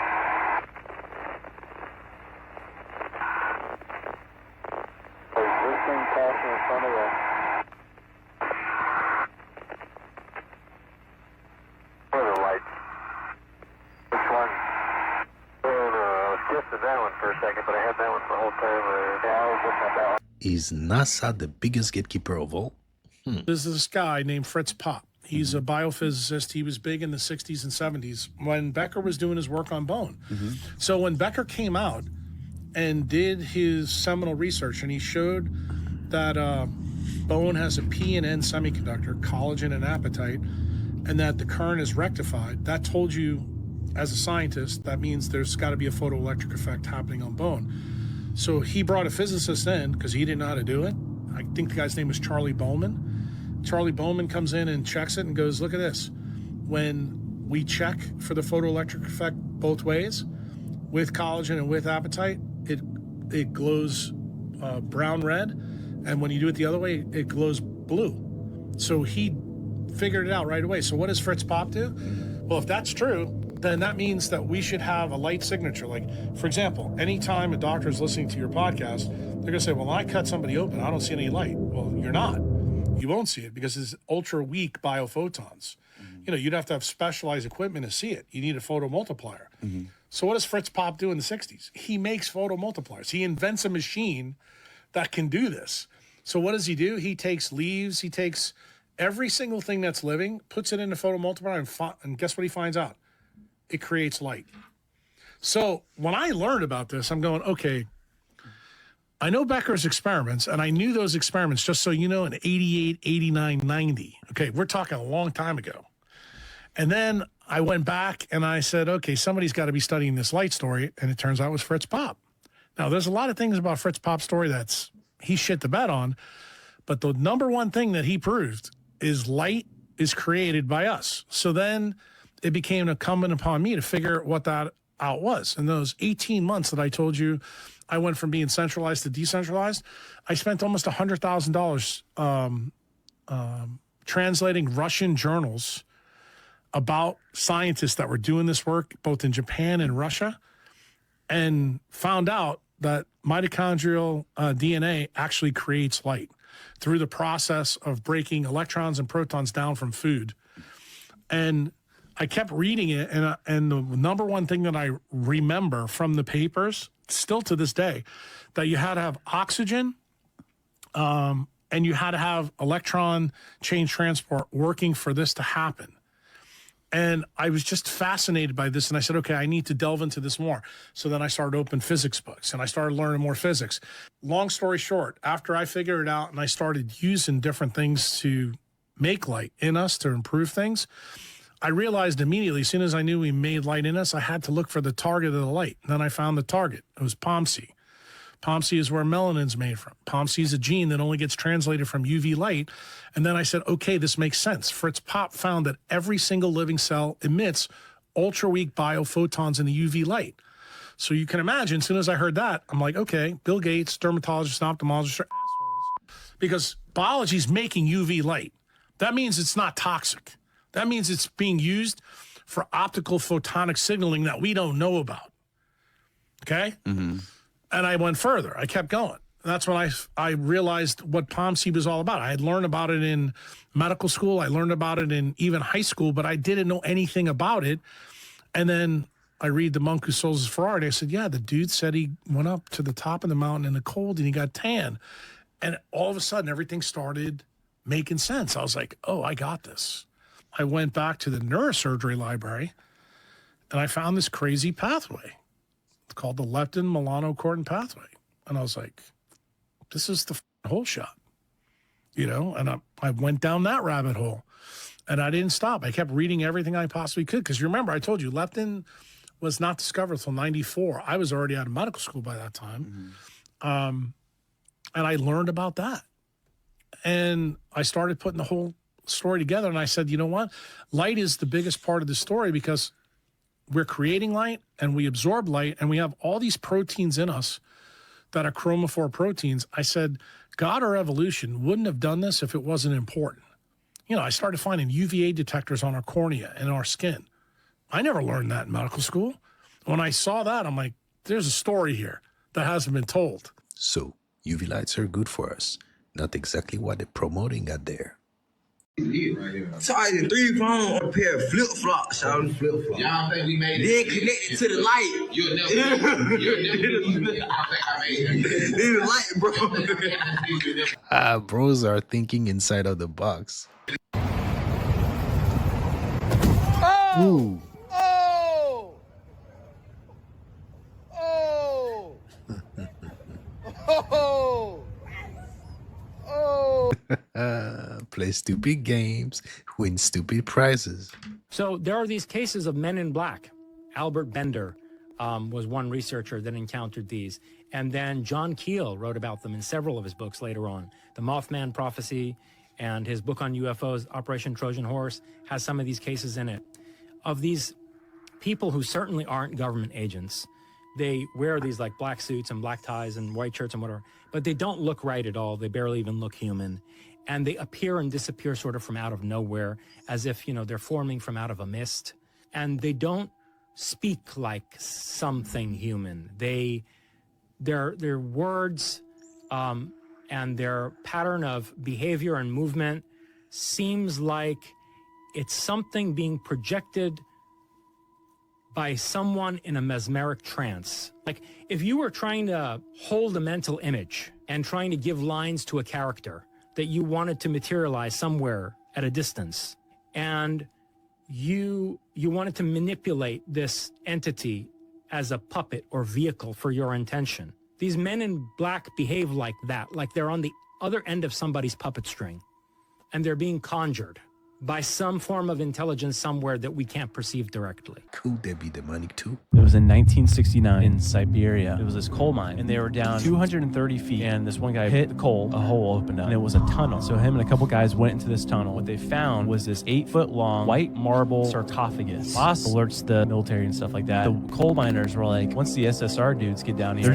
they're gonna take it, pop the lid. And what they find in there is a perfectly preserved woman. She was wearing like a translucent dress covered in this pink liquid. The SSR gets there and it was too heavy to lift, and so they're like, let's just drain it of the pink liquid. Oh boy. So they drained it, and instantly after they drained it, the woman started to decompose. It was preserving her? They brought it back, they did tests on it and stuff, could not identify what the pink liquid was. Immediately after that, all the miners were fired, and then around the coal mine they had armed military. In the 70s, news reporters were writing about this, and the KGB is like, stop talking about this, and they're in fact arrested for what then? False information. And then it wasn't until the SSR dissolved that an article came out talking about this sarcophagus. And if you ask me what they did with the pink sludge, only God knows. Cliff, show me the new iPhone you got again. Yeah. Okay. And where'd you pick this up again? The flea market. Do you even have Verizon? No. You're saying this plays every time you started the phone. What? Bro, how much did you pay for this?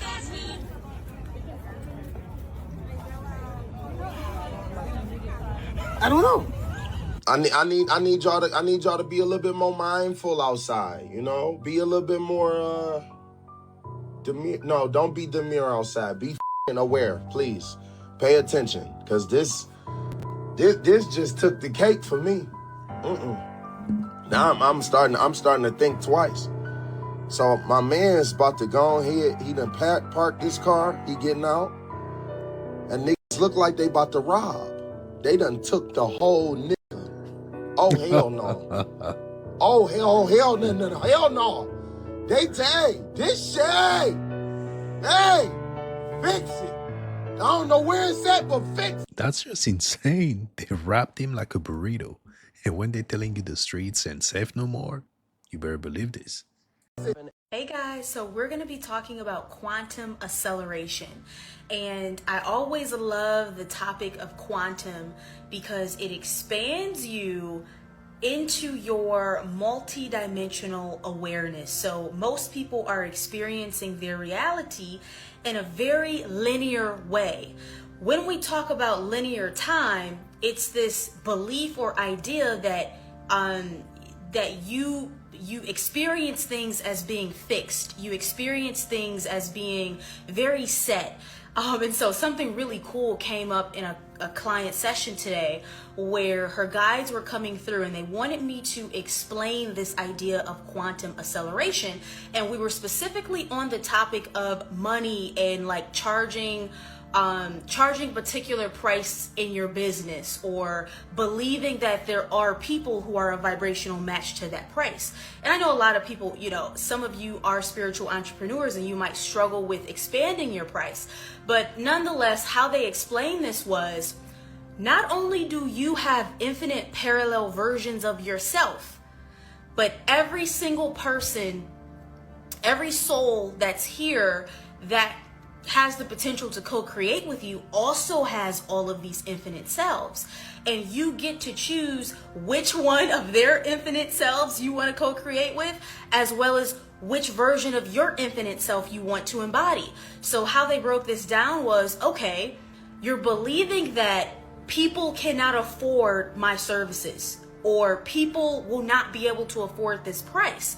But really, as you shift and you align with a version of you that's confident with charging that price, what happens is you activate the parallel version of them that will say yes to that price.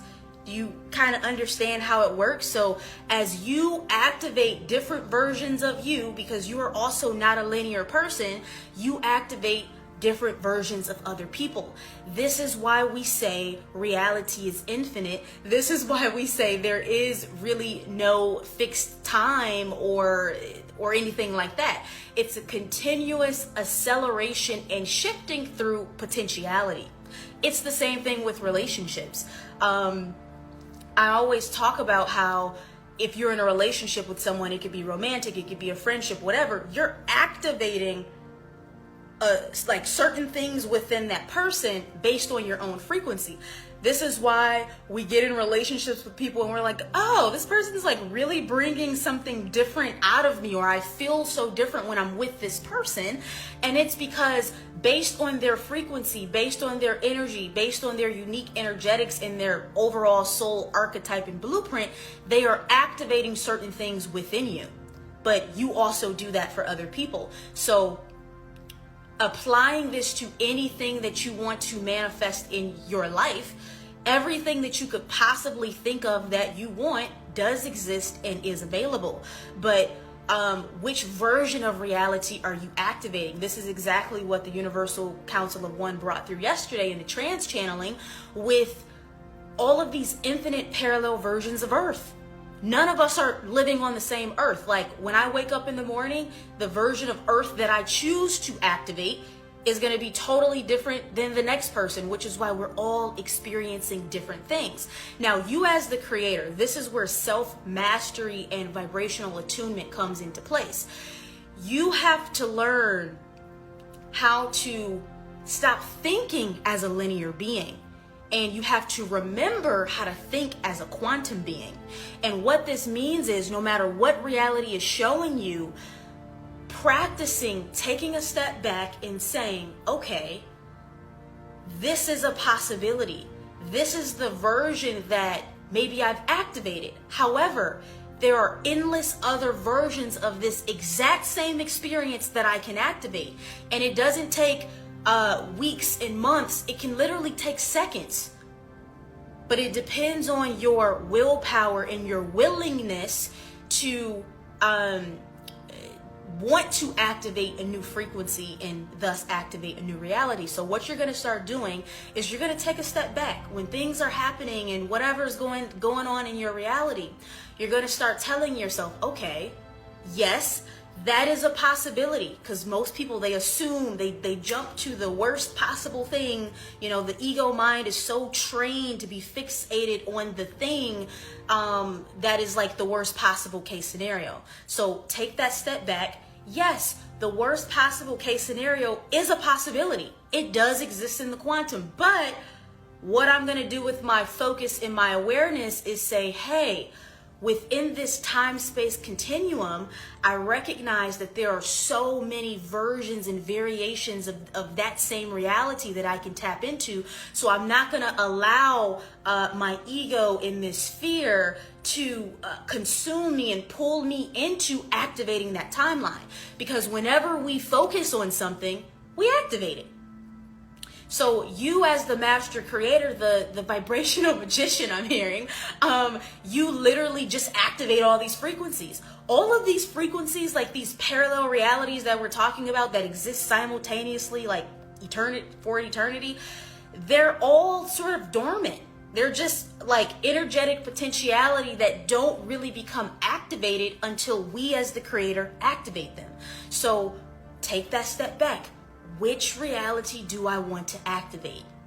This is going to free you. This is why people are living and feeling like they are prisoners within their own game, within their own experience, because they're feeling trapped in a certain narrative, trapped in a certain identity, when it's really just a choice. I get to choose where I want to shift my focus. And as you start practicing this, right, it takes practice. It's like a muscle. It's like going to the gym and you're like on the treadmill or you're lifting weights or whatever. And then one day you look up and like the workout isn't as difficult. These things sound really unrealistic and really difficult because you've been living life as a linear being. But when we're talking about your ascension and expanding into your multidimensionality, this is where you're going to start losing a sense of time. Like, I pretty much experience more timelessness now than I experience linear reality, because I'm existing in the 0 point energy of just like, okay, in any second I get to choose where I want to go. And because I get to choose where I want to go, and I know all of this like availability and possibility is out there, I don't ever feel like there has to be a gradual continuation of the same thing. All linear reality and like your experience of being a linear being is experiencing things in a very gradual way.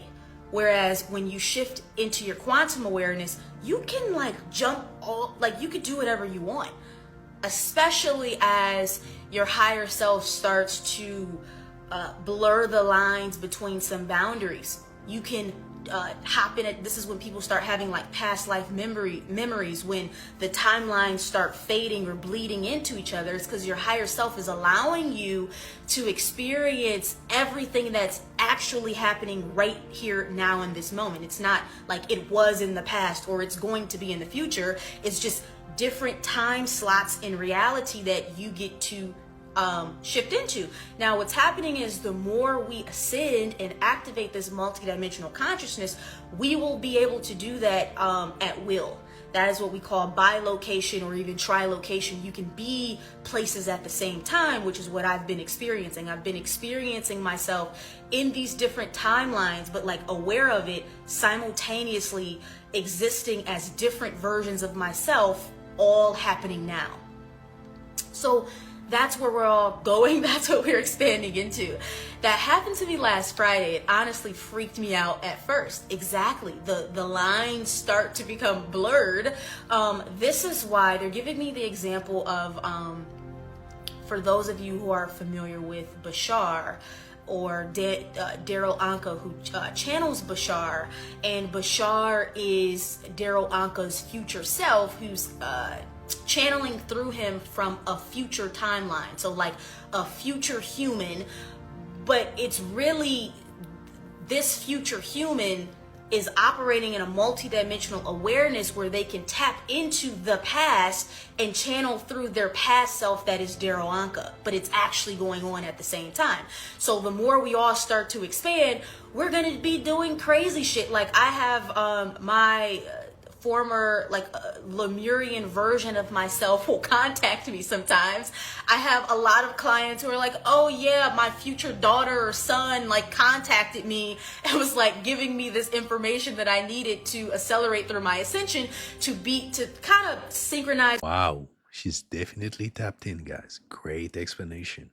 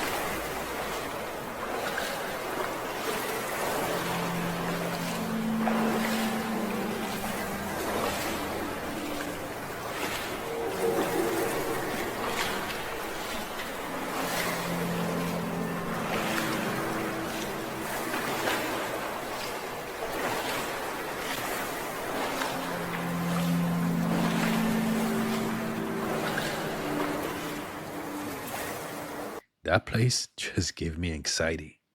Check this video out, y'all. Apparently, this is Spain, right before the flooding, the hail, and the tornadoes took place. Now take a notice at all the lights that's going on in the background and the humming. Listen to this.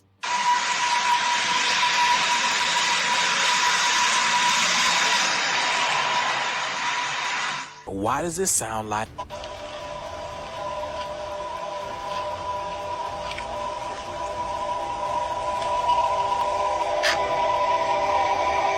Do you hear that? And then the comment alone says, why does Honda's hybrid electric backup sound like there's a biblically accurate angel near me? And I said that. I said, why does that sound like a hybrid vehicle? So I asked Google, just to amuse myself, what does a UFO sound like? And Google says there's no definitive answer, but science is depicted to sound like a theremin. A theremin, which is an electronic instrument that produces a warbling sound. If you don't know what a theremin is, this is a theremin. And you play it by standing right in front of it, and the two antennas at the end of the theremin, you stand in between it and you wave your hands around, and it will give you a pitch, a frequency. Here he is playing over the rainbow.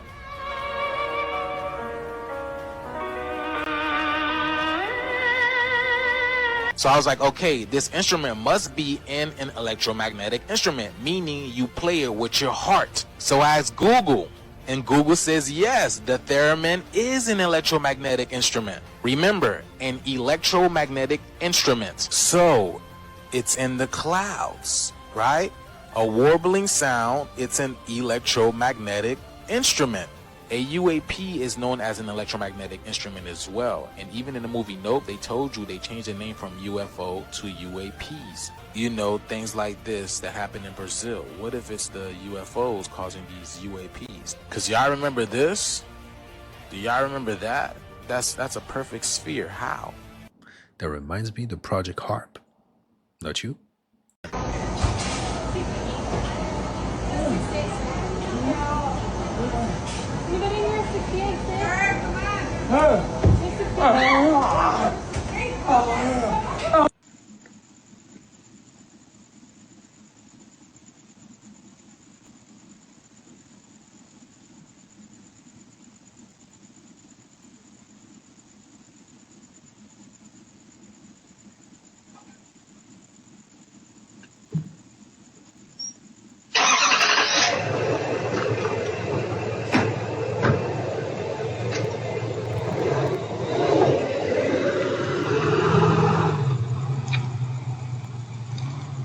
So they were going to kill somebody over a damn old truck. That's a crazy world we're living in. And if you enjoyed this little recap, give it a thumbs up and don't forget to subscribe. Remember, stay woke, and I'll catch you next time.